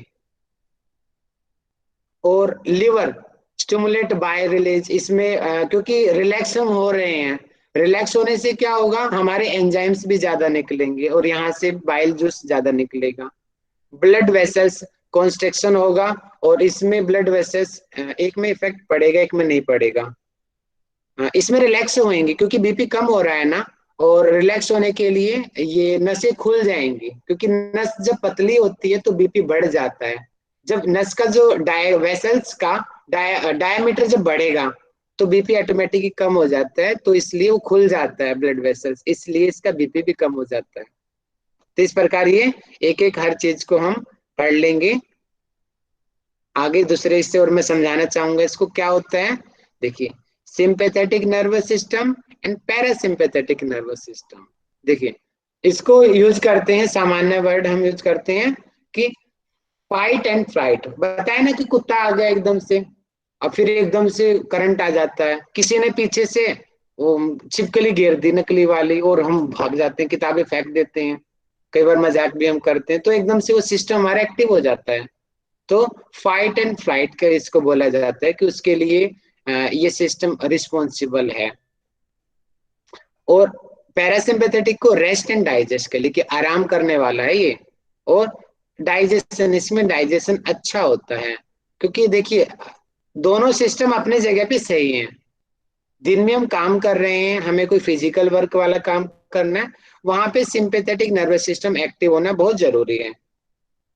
और रात को में सोना है, रात को भी अगर आपका सिंपैथेटिक नर्वस सिस्टम एक्टिव है तो आपको नींद नहीं आ सकती। वहां पे चाहिए कि आपका जो बाया सवर है, चंद्र सवर हम बोलते हैं जिसको, वो पैरासिम्पैथेटिक नर्वस सिस्टम को एक्टिव करता है, कि रिलैक्स रहेंगे जिससे हमें नींद अच्छी आएगी। हाइपर रहेंगे तो नींद नहीं आएगी, और रिलैक्स रहेंगे तो फाइट नहीं हो सकती, कभी झगड़ा नहीं हो सकता जब आदमी बहुत ज्यादा रिलैक्स होता है तो। इसलिए दोनों सिस्टम अपने अपने जगह पे सही हैं। अब मसल्स ब्रेक डाउन, क्योंकि ज्यादा हम हाइपर हो जाएंगे तो मसल्स भी टूटेंगी, झगड़ा भी होएगा, है ना। खून का जो स्त्राव है बढ़ जाएगा हमारे ब्लड वेसल्स में, और इसमें मसल्स बिल्डिंग, क्योंकि हम कर तो कुछ है ही नहीं रहे, खा ही रहे हैं, सोए रहे हैं, तो मसल्स बनी रहे हैं, मोटे होते जा रहे हैं हम। अब ये क्या है, releases muscles destroying and fat storing hormones, मतलब कि फिजिकल वर्क हो रहा है, पसीना भी निकलेगा, ठीक है, पसीना भी निकलेगा तो फैट कम होएगा ना, और इसमें फैट बढ़ेगा। कोर्टिसोल बताया था ना, कोर्टिसोल स्ट्रेस हार्मोन को बोलते हैं। एड्रेनल जो हमने कल भी चर्चा किया था कि लाइफ सेविंग हार्मोन होता है ये, यानी कि इसमें इन चीजों का सिक्रेशन होता है। और इसमें क्या होता है, ग्रोथ हार्मोन। ग्रोथ हार्मोन कहाँ से निकलता है, पिट्यूटरी से। डीएचए का तो मुझे पता नहीं। मेलाटोनिन का जो सिक्रेशन को हैप्पी हार्मोन कहते हैं, सॉरी, मेलाटोनिन जो होता है ये पीनियल ग्लैंड से निकलता है, जो रात को एक्टिव होता है। पढ़ाया था ना, मेलाटोनिन और सेरोटोनिन पीनियल ग्लैंड से निकलता है, जो रात को एक्टिव होता है ये, इससे नींद अच्छी आती है हमें। टेस्टोस्टेरोन और एस्ट्रोजन, ये जो हमारे जो है एस्ट्रोजन, ये हमारे रिप्रोडक्टिव से रिलेटेड है ये। इसमें हार्ट रेट बढ़ जाएगी सिंपैथेटिक में, है ना, और डायमीटर कम हो जाएगा, आंखें खुल जाएंगी ज्यादा, क्योंकि ज्यादा हम मेहनत का काम कर रहे हैं इसलिए हमारे ये सिस्टम एक्टिव है। और इसमें क्या होगा, इसका तो सारी एक्टिविटी उल्टे है, क्योंकि निठल्ला आदमी है ना, खाली नींद आएगी, इसकी सेक्सुअल डिजायर बहुत ज्यादा बनेंगी। काम करने वाले में ये चीजें नहीं आती हैं, जो खाली निठल्ला बैठता है ना उसकी सेक्सुअल डिजायर बहुत बढ़ जाती है चीजें। इसमें जो ज्यादा फिजिकल वर्क करेगा ना उसकी क्या होती है ना, सेक्सुअल डिजायर बहुत कम होती है। लेकिन जो कुछ नहीं करता, जिसका फिजिकल वर्क बहुत कम होता है, वो अपनी एनर्जी यहाँ पे लगाता है, तो इसलिए उसकी ऑटोमेटिक वहां पे उसकी डिजायर बढ़ जाती है। ठीक है, इस प्रकार आप ये सभी चीजों को पढ़ लेंगे, समझ आ जाएगा। ऑलमोस्ट मैंने करा ही दिया है। अब ये कुछ थोड़ा सा बाहर का है, लेकिन आप खाली इंट्रोडक्शन ले लीजिए, ज्यादा मैं नहीं पढ़ाऊंगा आपको। प्री एंड पोस्ट गैंग्लियन, पहले समझिए गैंग्लियन किसको बोलते हैं। गैंग्लियन बोलते हैं जंक्शन को।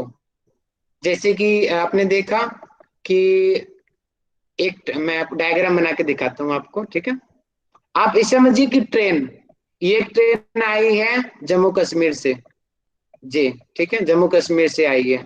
ये एक ट्रेन आई है हरियाणा से, ये एक ट्रेन आई है यूपी से, ठीक है, और ये आके यहाँ पे मिल गई, दिल्ली में आ गई सारे की सारी ट्रेन।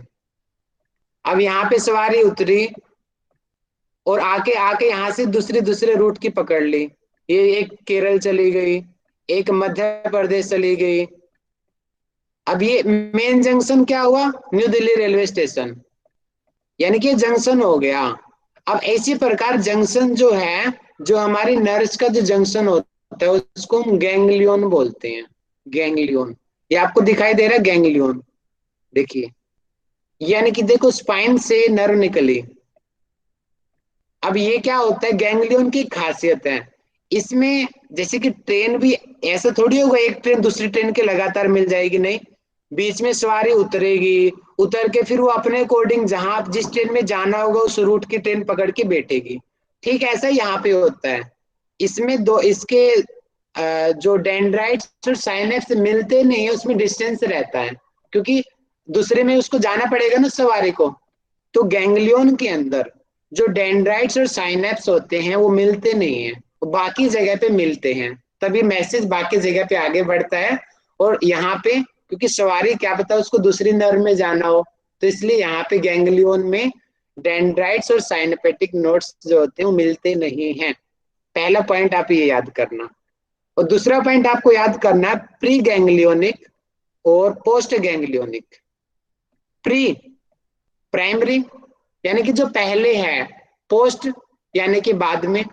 देखिए ऊपर आपको दिख रहा है ये रहा प्री और ये पोस्ट। प्री को इन्होंने किस स्ट्रेट लाइन से मेंशन किया गया है, और पोस्ट को ये छोड़ छोड़ के जो लाइंस मेंशन किया गया। मतलब कि देखो जो हमारी स्पाइन से पहले निकल के आई उसको हमने कहा है प्री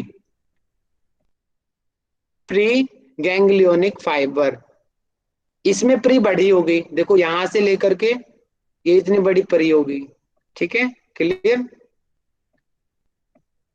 ये एक है, देखिए पैरासिम्पैथेटिक नर्वस सिस्टम की, ये पैरा की है और वो कंफ्यूज हो गया क्या, ये होती है सिंपैथेटिक की। थोड़ा दिक्कत आ गया। सिंपैथेटिक की छोटी होती है ना, हाँ ठीक है, हाँ ठीक है। सिंपैथेटिक नर्वस सिस्टम की है ये वाली, आप ये याद रख लेंगे, मैंने बनाया नहीं, आप लोग लिख लेना। जो हम अभी सिंपैथेटिक नर्वस सिस्टम पढ़ रहे थे ना, उसमें आप एक पॉइंट और ऐड कर लेना। ये प्री गैंग्लियन छोटा होता है, दिख रहा है ना आपको, यहां से यहां तक देखो कितना छोटा है। और ये पैरासिम्पैथेटिक नर्वस सिस्टम देखो ये डिस्टेंस कितना बड़ा है। नहीं मैंने उल्टा बता दिया। लेक्सी मैम एक बार थोड़ा बताएंगे, मैं थोड़ा कंफ्यूज हो गया। मैंने उल्टा बता दिया, ठीक है। क्या सर? ये pre ganglion and post ganglion. एक मिनट रुकिए।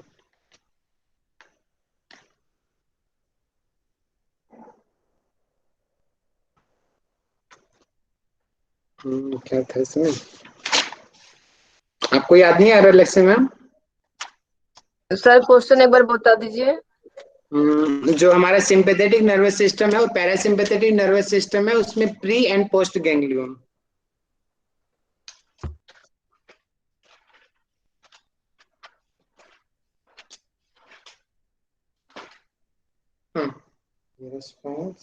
पोस्ट मिल गया। प्री गैंग्लियन छोटा होता है इसमें, प्री, ठीक है। ये ऊपर वाला जो है ना, ये सिंपैथेटिक नर्वस सिस्टम का है, सिंपैथेटिक नर्वस सिस्टम का। और ये नीचे वाला मैं ठीक कह रहा था, यही है पैरासिम्पैथेटिक नर्वस सिस्टम का। हो जाती है कभी कभी कंफ्यूजन, ठीक है। सिंपैथेटिक नर्वस सिस्टम में प्री गैंग्लियन छोटा होता है और पैरासिम्पैथेटिक नर्वस सिस्टम में प्री गैंग्लियन बड़ा होता है। और ये पोस्ट गैंग्लियन अगर ये बड़ा है तो ऑटोमेटिक ये छोटा होगा। तो ठीक इसका उल्टा सिंपैथेटिक नर्वस सिस्टम में जो पोस्ट गैंग्लियन है, ये वाला पोस्ट गैंग्लियन है ना, देखो डॉटेड लाइन में क्या है, पोस्ट गैंग्लियन, ये बड़ा होता है सिंपैथेटिक नर्वस सिस्टम में।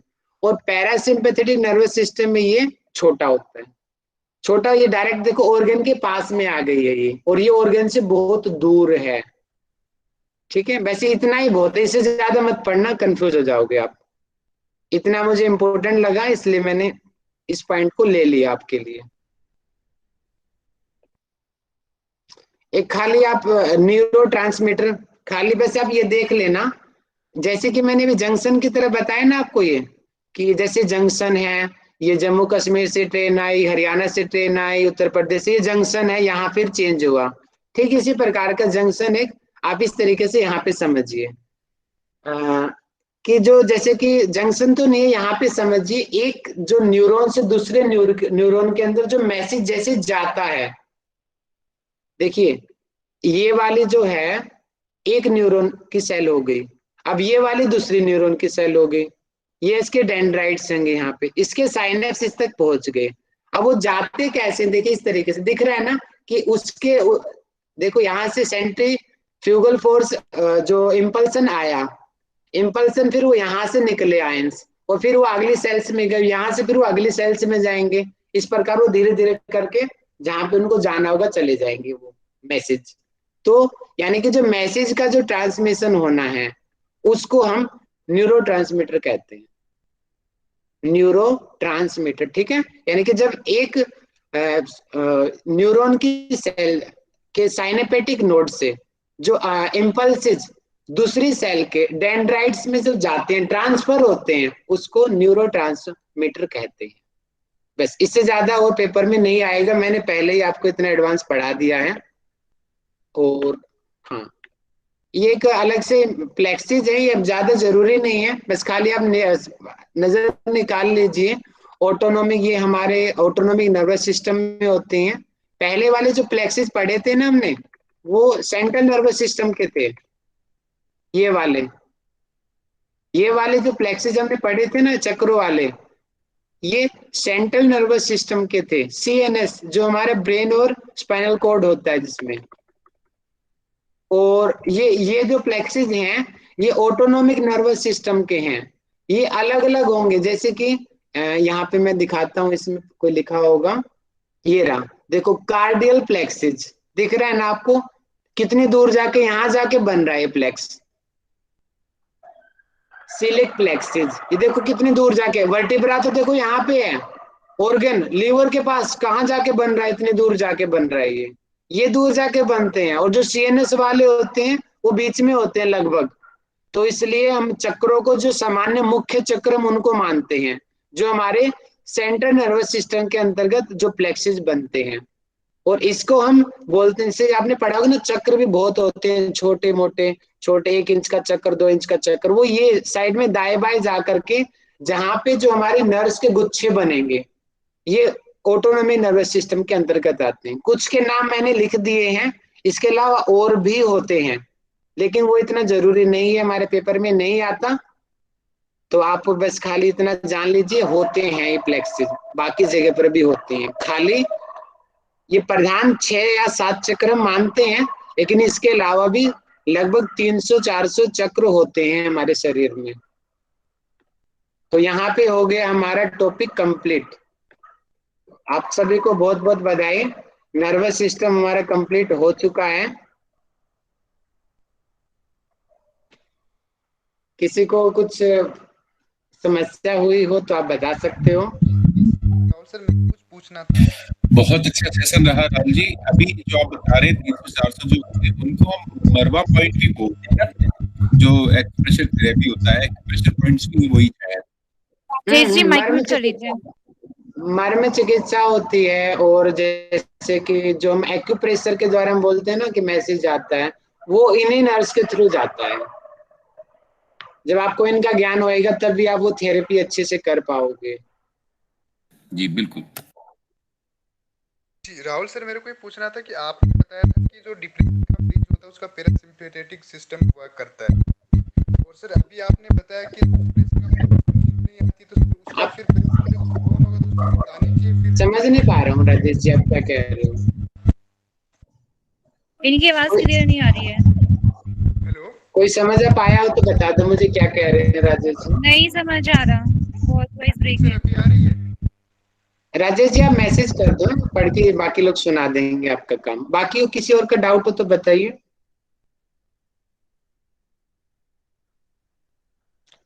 मैं क्वेश्चन करूं फिर स्टार्ट? अगर आपको नहीं पूछना तो देखो, क्वेश्चन दो तीन चीजों में बनते हैं। या तो आपको सब समझ आ गया तब क्वेश्चन नहीं पूछोगे, या कुछ समझ में नहीं आया तब नहीं पूछोगे। अब मैं कौन सी वाली सिचुएशन समझूं मैं? या तो कुछ समझ नहीं आया या सारा ही समझ आ गया। भैया मिक्स होता है, कुछ आता है थोड़ा सा कंफ्यूजन। तो क्वेश्चन पूछो जहां पे आपको डाउट लग रहा है।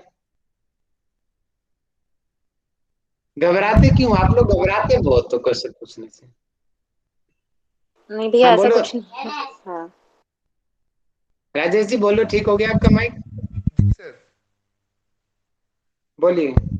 जी सर, मैं पूछ रहा था, आपने बताया जो डिप्रेशन का मरीज होता है उसके अंदर पैरासिम्पैथेटिक सिस्टम है वो वर्क करता है, तो सर वो रिलैक्स होता है तो उसको नींद आनी चाहिए, और डिप्रेशन का मरीज होता है अधिकतर को नींद नहीं आते, सर फिर उनका तो सर पैरासिम्पथेटिक आपने बताया कि रिलैक्स में नींद आती है, सर उनको क्यों नींद नहीं आती, फिर इसके पीछे रीजन क्या सर? अच्छा, उसका पूछ रहे हो। अब देखो, डिप्रेशन कई तरीके का होता है। डिप्रेशन वाला खूब खाता है, खूब सोने वाले भी बहुत होते हैं भाई। ये मन से निकाल दो कि डिप्रेशन वाले सोते नहीं है। वो तो ऐसे होते हैं डिप्रेशन वाले कि 15-15 घंटे सुला लो उनको, है ना। कई तरीके के पेशेंट होते हैं, सबको एक मत समझो कि सारे डिप्रेशन वाले जागते रहते नहीं, ऐसा नहीं होता। Okay sir. सर जहाँ ठीक है। एसएनएस, हेलो सर, हाँ, बोलिए बोलिए किरण जी। सर जहाँ एसएनएस लिखना है central nervous sorry sympathetic nervous system, तो सर जो वो सोमेटिक नर्वस सिस्टम है उन दोनों के लिए यही यूज होगा क्या सर? कैसे पहचानेंगे कि इसका लिखना है? समझ नहीं पाया मैं ठीक से। सर सिंपैथेटिक नर्वस सिस्टम के लिए अपन एसएनएस लिखेंगे। हाँ, अच्छा ठीक है। हाँ, वो जो एसएनएस जो नॉर्मली जो लिखा जाता है ना, वो सोमैटिक नर्वस सिस्टम के लिए लिखा जाता है मेनली। अगर ऑप्शन में आपको अगर सोमैटिक नहीं है तो फिर आप सिंपैथेटिक, सेकंड प्रेफरेंस आप सिंपैथेटिक को लगाना। Okay sir. दोनों एक साथ नहीं मिलेंगे क्योंकि दोनों को एसएनएस ही कहते हैं। ठीक है।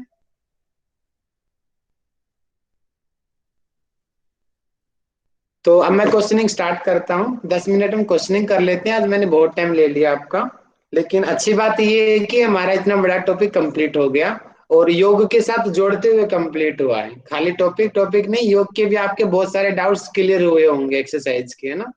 सर फिर ये भी हो सकता है ना, जो मेडिटेशन जिसको नींद नहीं आती उसको तो अपन योग निद्रा करा सकते हैं। हाँ, उसको कराते हैं योग निद्रा। ठीक है सर। जिसको नींद नहीं आती उसका सिंपैथेटिक एक्टिव है भाई, इसलिए उसको कराते हैं, तभी तो नींद नहीं आती है। देखो, नींद क्यों नहीं आती है आप ही बताओ, क्यों नहीं नींद आएगी? जब हमारे माइंड में थॉट्स चलते रहेंगे, मतलब कि उसकी एक्टिविटी तो कंटिन्यू है, रिलैक्स तो है ही नहीं, तो इसका मतलब उसका सिंपैथेटिक एक्टिव है, इसीलिए उसको रिलैक्सेशन चाहिए। पैरासिम्पैथेटिक एक्टिव करना पड़ेगा, उसके लिए शवासन, योग निद्रा, मेडिटेशन, प्राणायाम कराने पड़ेंगे हमें उसको। ठीक है, चलो मेरा क्वेश्चन है, मैं पूछता हूँ। सतवीर सर से पूछूंगा आज तो। आ जाओ सर मैदान में। सतवीर सर मुझे बताएंगे कि क्रेनियल नर्व कितनी होती हैं, स्पाइनल नर्व कितनी होती हैं? सर 12 और 31। वेरी गुड, बहुत बढ़िया। नाम सर याद हुए आपको या देख लिखे हुए हो आपको? नहीं सर, बस इतना ही आपने बोला तो याद हो गया था। आपका पढ़ाने का तरीका इतना नाइस है, मैं मिस नहीं करना चाहता आपको कोई भी सेशन, और बहुत अच्छे से एकदम ऊटा फगवा वाली ट्रिक याद हुई आपको? जी सर। ऊटा फगवा, वो ट्रिक मैंने बताई थी, याद हाँ जी, ऊटा फगवा याद हो गया थी। स्पेलिंग वर्ड बता दो पहले पहले, बस वही बहुत है मेरे लिए। OOTTAFAGVA। Very good. GAH, last में H भी आएगा, हाइपोग्लोसिस है। Yes yes. वेरी गुड, बहुत बढ़िया। कोई पर्सन है जो पूरे याद सुना सकता है मुझे 12 के 12 सीक्वेंस में? एनीवन? ये देख कर ही बोल सकते हैं, अभी तो याद कंप्लीट नहीं हुआ है। बताइए अंजना जी, आप बोलिए, देख के बोलिए। हाँ, ऑल्फैक्टरी, ऑप्टिक, आक्यूलोमोटर और ट्राकिलियर, ट्राइजेमिनल और एब्ड्यूसेंट, फेशियल और वेस्टिब्यू लोको, कॉलियर और glossopharyngeal, vagus, accessories, hypoglossal. Very good, बहुत बढ़िया। अच्छा, अब मैं क्वेश्चन पूछना चाहूंगा कुंदन जी से। आप मुझे बताइए, ऑप्टिक नर्व का काम क्या होता है? बहुत मेजर, सबसे आम होती है ये चीजें। ऑप्टिक नर्व का काम क्या होता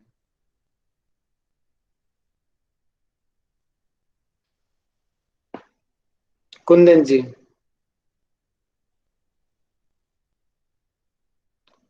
फोन छोड़ के चले गए। रोशनी जी, आप बताइए। भैया मैं बताऊं बताइए भैया? बताइए। देखने अरे में वाह, हाँ, बहुत बढ़िया। चलिए मैं साइट आगे और बढ़ता विजन में। हूँ। अब मुझे बताएंगे कि सबसे लंबी क्रेनियल नर्व कौन सी है, मैसेज कीजिए सभी। और मुझे शालिनी जी आप माइक खोल के बताइए, सबसे लंबी, छोटी, बड़ी, चौड़ी कौन सी, सारी बता दो आपको। लॉन्गेस्ट जो होती है वो वैगस नर्व्स होती है। स्मॉलेस्ट जो होती है वो एब्डक्शन नर्व्स होती है। लार्जेस्ट जो होती है वो ट्राइगिमल नर्व होती है। और जो पतली होती है वो ट्रोकुलर नर्व्स होती है। वेरी गुड, बहुत बढ़िया। 4, 5, 6 और 10। Abducent and trigeminal. जी, लक्ष्मी मैम बिल्कुल बैठी रहती हैं। अभी अभी 10-15 मिनट के लिए वैसे डिस्टरबेंस हो गया था, छूट गया, मैं रिपीट देख लूंगी। बट वो ये ना, ठीक है, वेगस, ट्राइजिमिनल, हाइपोग्लोसल, ठीक है। ट्रोकुलर। अगला मेरा क्वेश्चन है, चलो लक्ष्मी मैम आपसे पूछता हूँ। आप मुझे बताएं कि आपसे मैं थोड़ा डिफिकल्ट पूछता हूँ, ठीक है? मैंने आप रिवीजन नहीं किया, अभी क्लास के पीछे तो पहले तो आपने इतना पूछा था। फिर से आप फ्लेक्सिस बताओ। फ्लेक्सिस सर, स्पाइनल कॉर्ड की तरफ हमारा ये 4 है। पहला सर्वाइकल है, नेक्स्ट हमारा थोरेसिक तो होता नहीं, कौन सा था, ब्रैकियल है, फिर हमारा लंबर है, देन सैक्रल है, और कौन सा था सर, 5 थे ना? एक और रह गया। नीचे का रह गया कोई, हाँ, सर्वाइकल, ब्रैकियल, और लंबोरल था क्या सर इसमें? नहीं, सैक्रल, लंबोरल सी, और सी, सी हाँ, फोर, पी, सी फोर, सी फोर, सर्वाइकल, थोरेसिक, कम, कोक्सियल। नहीं, कॉक्सियल, कॉक्सियल मैंने लास्ट टाइम क्या बोला, कॉक्सियल नहीं बोला था? अच्छा ठीक है। नहीं बोला। हाँ, ठीक है। सर्वाइकल, हाँ सर्वाइकल है, फिर आपका थोरेसिक कहाँ होता है इसमें, ब्रैकियल होता है, किसी ने हाँ, थोरेसिक लिखा ब्रेकियल होता है, है। हाँ नहीं, तो थोरेसिक किसी ने नहीं होता है। किसी ने मैसेज में लिखा है brachial, then lumbar, sacral and coccygeal. Very good, बहुत बढ़िया। अब मुझे बताएंगे राजेश जी, इन प्लेक्सिस का चक्रों के साथ रिलेशन बताओ। सर जो अपना कोक्सिक और लंबर होता है वो तो सर अपना होता है स्वादिष्टान। कोक्सीजियल किसका होता है? सर कोक्सिस जो उसका कोक्सियल में होता है सर C4 और L1। सी, कोक्सीजियल C4 पे कहाँ पे आ गया? Sir sir sorry sorry sorry cervical, आप ब्रोंकियल बता रहे हो C4 वाले तो। सर L4 और C1 L4 डेस ना, C1। वो तो S4 पे होना चाहिए, S4 से C1 होना चाहिए, सबसे नीचे मूलाधार वाला। वो सर स्वादिष्टान दिखा रखा आपने वो। स्वादिष्टान भैया ऊपर वाला होगा। L4 से लेकर के S4 तक होना चाहिए, L5 से। C1 C4।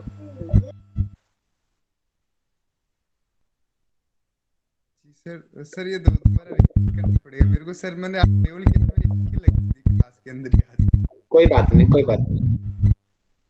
चलो ठीक, आप पढ़ लेना, मैं स्लाइड भेज दूंगा। ठीक है, अभी मैं सिंपल और पूछता हूँ, मुझे बताएं। मुझे कौशल जी बताएं, सिंपैथेटिक नर्वस सिस्टम की कुछ एक्टिविटीज बताइए।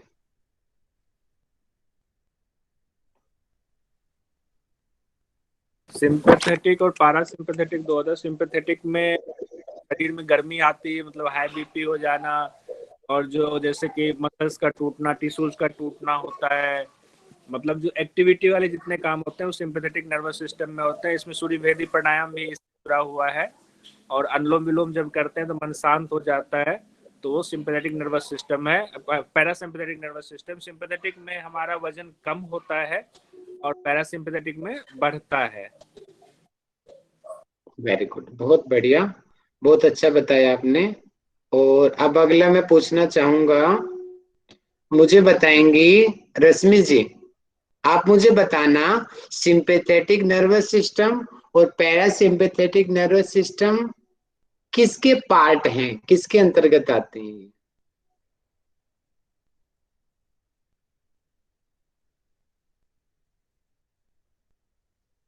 हेलो, आवाज आ रही है?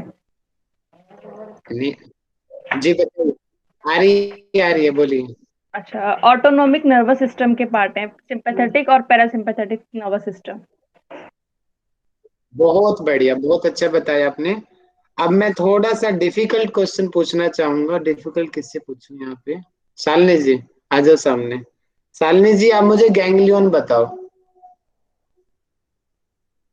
गैंग्लियन प्री और पोस्ट गैंग्लियन होता है। प्री गैंग्लियन जो होता है वो सिंपैथेटिक नर्वस सिस्टम में छोटा होता है। गैंग्लियन बताइए। गैंग्लियन जैसे एक जंक्शन टाइप आपने बताया कि जैसे जो भी ट्रेन्स हैं जम्मू या हरियाणा या पंजाब जहां से भी आती है वो नई नई न्यू दिल्ली रेलवे स्टेशन पे आई और फिर वहां से उसको जहां जिस जगह पे जाना होता है वहां से वो जाती है अपनी जगह पे। तो एक गैंग्लियन एक जंक्शन का काम करती है और ये दो तरह की हैं, प्री और पोस्ट गैंग्लियन। प्री गैंग्लियन जो होता है वो सिंपैथेटिक नर्वस सिस्टम में छोटा होता है और पोस्ट जो गैंग्लियन होता है वो बड़ा होता है। ऑर्गन्स दूर होते हैं, इसका मतलब है कि छोटा होता है मतलब उसके पास होता है और ऑर्गन्स दूर है मतलब बड़ा हुआ। और ये पैरासिम्पैथेटिक में पोस्ट गैंग्लियन छोटा होता है और प्री गैंग्लियन बड़ा होता है।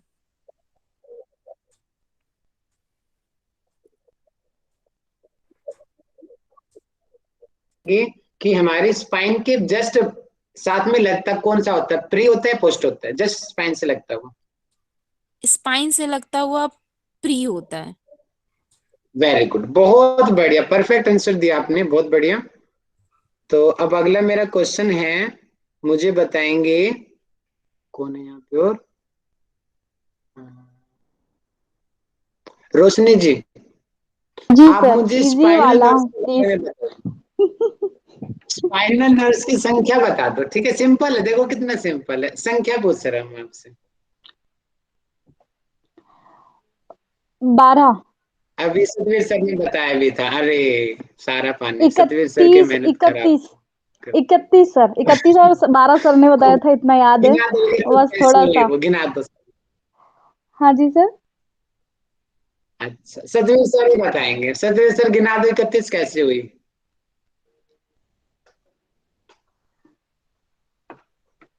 जी सर, मैं प्रिंट लिया एक बार, ये भी वो सारा का सारा जो आपने भेजा था ना। जी दोबारा पूछेंगे प्लीज। सर्वाइकल मैं पूछ वाला रहा जो हूँ है कि सर, मैं ही स्पाइन बता में दूं तो हाँ थोड़ा बताओ, बहुत। रोशनी जी बताओ।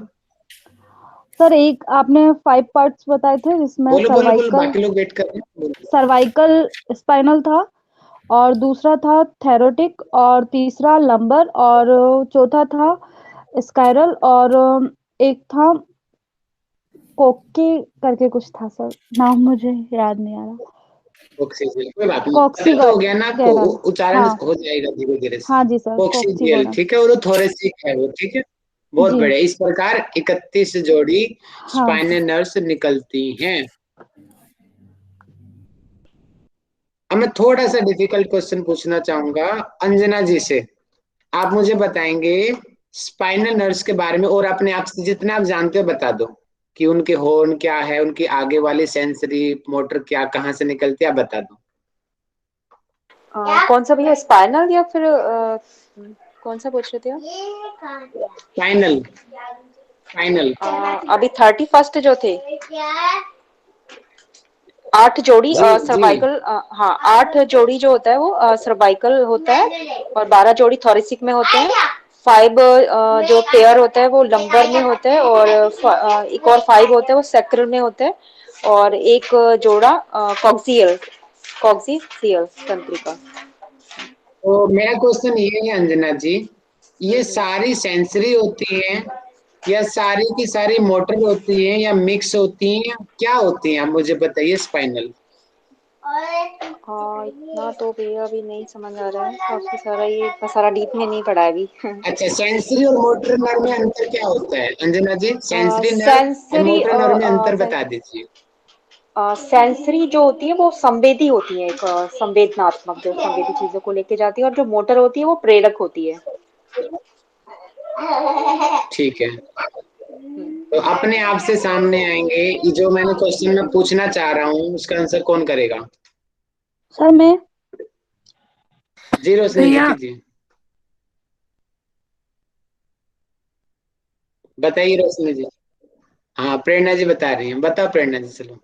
भैया जो सेंसरी नर्व्स होती हैं वो जो मैसेज होता है उसको लेकर जाती हैं, मतलब एफरेंट होती हैं, और जो उस मैसेज के ऊपर काम करती हैं, जो मैसेज में मतलब आगे वापस लेकर आती हैं और उस पर वर्क करती हैं, वो मोटर नर्व्स होती हैं, वो एफिरेंट होती हैं। अब वो आगे से कौन सी निकलती है, पीछे से कौन सी निकलती है, ये मेरा क्वेश्चन है। सर मैं वो बताऊं? कोई भी आगे से बता। पीछे सर जो भैया वो आगे बताइए। से निकलती हैं, जो आगे से निकलती हैं वो वेंट्रियल होती हैं, और जो पीछे से निकलती हैं वो डार्शल होती हैं, डार्शल होती हैं। अब वेंट्रिकल में मोटर आएंगी या सेंसरी आएंगी? वेंट्रिकल में सेंसरी ये आएगा मोटर सर। मोटर मोटर आएगा वेंट्रिकल में। मोटर आएगा, थोड़ा सा ठीक है। जी। कोई बात नहीं, आप इतने गहरा आता नहीं, मैंने इतना गहरा आपको पढ़ा दिया, सर इतना मैं आएगा सर भी मैं नहीं फिर। बताऊं? बताइए विजय जी, विजय नाम है ना आपका? जी जी जी। बताइए सर विजय। सेंसरी शायद बॉडी टू सेंसरी हमारे ऑर्गन से मैसेज को ले जाती है ब्रेन तक, और ब्रेन से जो वापस हमको संदेश मिलता है उसको शायद बोलेंगे मोटर। ठीक है, आगे। बस सर इतना ही पता है मुझको। मैंने सोचा कुछ और बताओगे। ये इतना तो दोनों एक बता ही पार्ट दिया था पर विजय जाके जी। मिलते हैं, ये भी इसमें है कि ये दोनों एक जगह जाके ठीक है, एक मिलते भी लास्ट हैं। क्वेश्चन। न्यूरो के बारे में किसको पता है, हाथ उठाओ। न्यूरो प्रेरणा जी बताओ। भैया न्यूरोट्रांसमीटर वो होता है जिसमें जो पूरा एक मतलब जिसके अंदर सेल बॉडी, डेंड्राइट्स और एक्सोन मतलब पूरे पूरे एक एक के अंदर होते हैं, और इनके पूरे के पूरे से जो मैसेज होता है वो दूसरे उसमें ट्रांसफर होता है, वो होता है न्यूरोट्रांसमीटर। मतलब मैसेज जिससे में ट्रांसफर होता है पूरी पूरी बॉडी के अंदर, वो न्यूरो ट्रांसमीटर होते हैं। ठीक है, मतलब कि एक न्यूरॉन से दूसरे न्यूरॉन में जो मैसेज जाते हैं, ट्रांसफर होते हैं, हाँ, डेंड्राइट्स के थ्रू, डेंड्राइट्स, एक्सोन और सेल बॉडी के नोड हो थ्रू गया और जाते हैं। दूसरे का डेंड्राइट हो गया, ठीक है। बहुत बढ़िया, जी आपने भैया। अच्छे से अध्ययन किया है। किसी का कोई डाउट हो तो फिर मैं लास्ट में ऑफर कर रहा हूँ, क्योंकि कल फिर मैं टेस्ट लूंगा। सर इतना सारा पढ़ते पढ़ते तो मेरा सिर दुखने लगता है लास्ट तक तो। अरे मैं खुद कह सकता हूँ, मेरे को खुद इस तरीके से आज तक किसी टीचर ने नहीं पढ़ाया जिस तरीके से हाँ मैं सर आपको मैं पढ़ा रहा समझ हूँ। रही हूँ, लेकिन पता नहीं क्यों सर फिर ना, मतलब पर फिर भी मैं बैठती हूँ कि लास्ट तक बैठना, कैसे भी करके सिर दर्द करे या कुछ भी करे, खोल के बैठते हैं पूरे टाइम तक कंप्लीटली, भैया बस मतलब 2 महीने की बात है, 2 महीने की मेहनत रंग लेकर आएगी, इसलिए 2 महीने कैसे भी साइंस करके को सर में देख दर्द हो, के बस पैर में दर्द हो, पता पेट में नहीं, दर्द हो, हाँ कर लो। मैं वही आपको ना जबरदस्ती लिख के करते हैं। क्या सीखता हूँ, 2-3 महीनों में आप इतना सीख जाओगे, आपने लाइफ में नहीं सीखा होगा। जी सर मैं मैं लिख समझ के सकती हूँ, पूरी इसीलिए मैं लाइफ अरे आपकी बैठती ये हूँ। 2 महीनों की जो आप हम बता रही हैं चीजें आप। हाँ नहीं भैया, बिल्कुल करेक्ट बात है, ये तो काफी कुछ सीख रहे हैं अभी, बिल्कुल मैंने तो हाँ बहुत और कुछ सीख बैठते हैं लिया है। ना तो फिर हाँ सीखते भी हैं, मतलब लगता है सर थोड़ी देर कहीं भैया मिस होता है फिर मंडे से वापस कौन से सा रिटर्न। टॉपिक का नाम स्टार्ट ले, होगा? लेकिन क्लास अटेंड करने से कम सुन तो रहे हैं लगातार, वो चीज एक हो रही है कि चलो सुन रहे हैं या मंडे डिस्कशन हो से जाए। मंडे से मैं हार्ट उठाऊंगा, 2 दिन में हार्ट कर देंगे कंप्लीट, 2 या 3 दिन मैक्सिमम। और फिर 1 या 2 दिन में अपना रेस्पिरेटरी सिस्टम, और 1 दिन में रिप्रोडक्शन। 6 लेक्चर में हमारी एनाटॉमी कंप्लीट। नेक्स्ट वीक में समझ जाना कंप्लीट हो जाएगी हमारी। उसके बाद में फिर आगे थैंक यू भैया। बढ़ेंगे हम, ठीक है। जी तो सर। आज जी की, भैया। बिल्कुल जी रोशनी जी, आज की आप शांति पाठ कराइए। जी सर।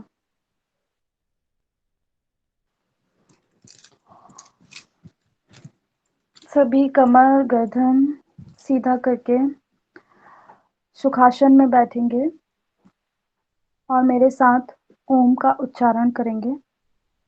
हम 3 बार ओम का उच्चारण करेंगे, फिर शांति पाठ। गहरी लंबी सांस लेते हुए ओम।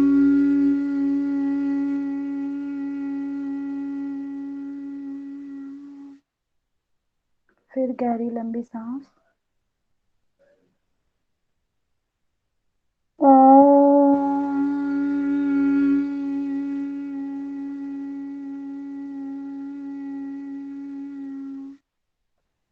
गहरी लंबी सांस। ओम।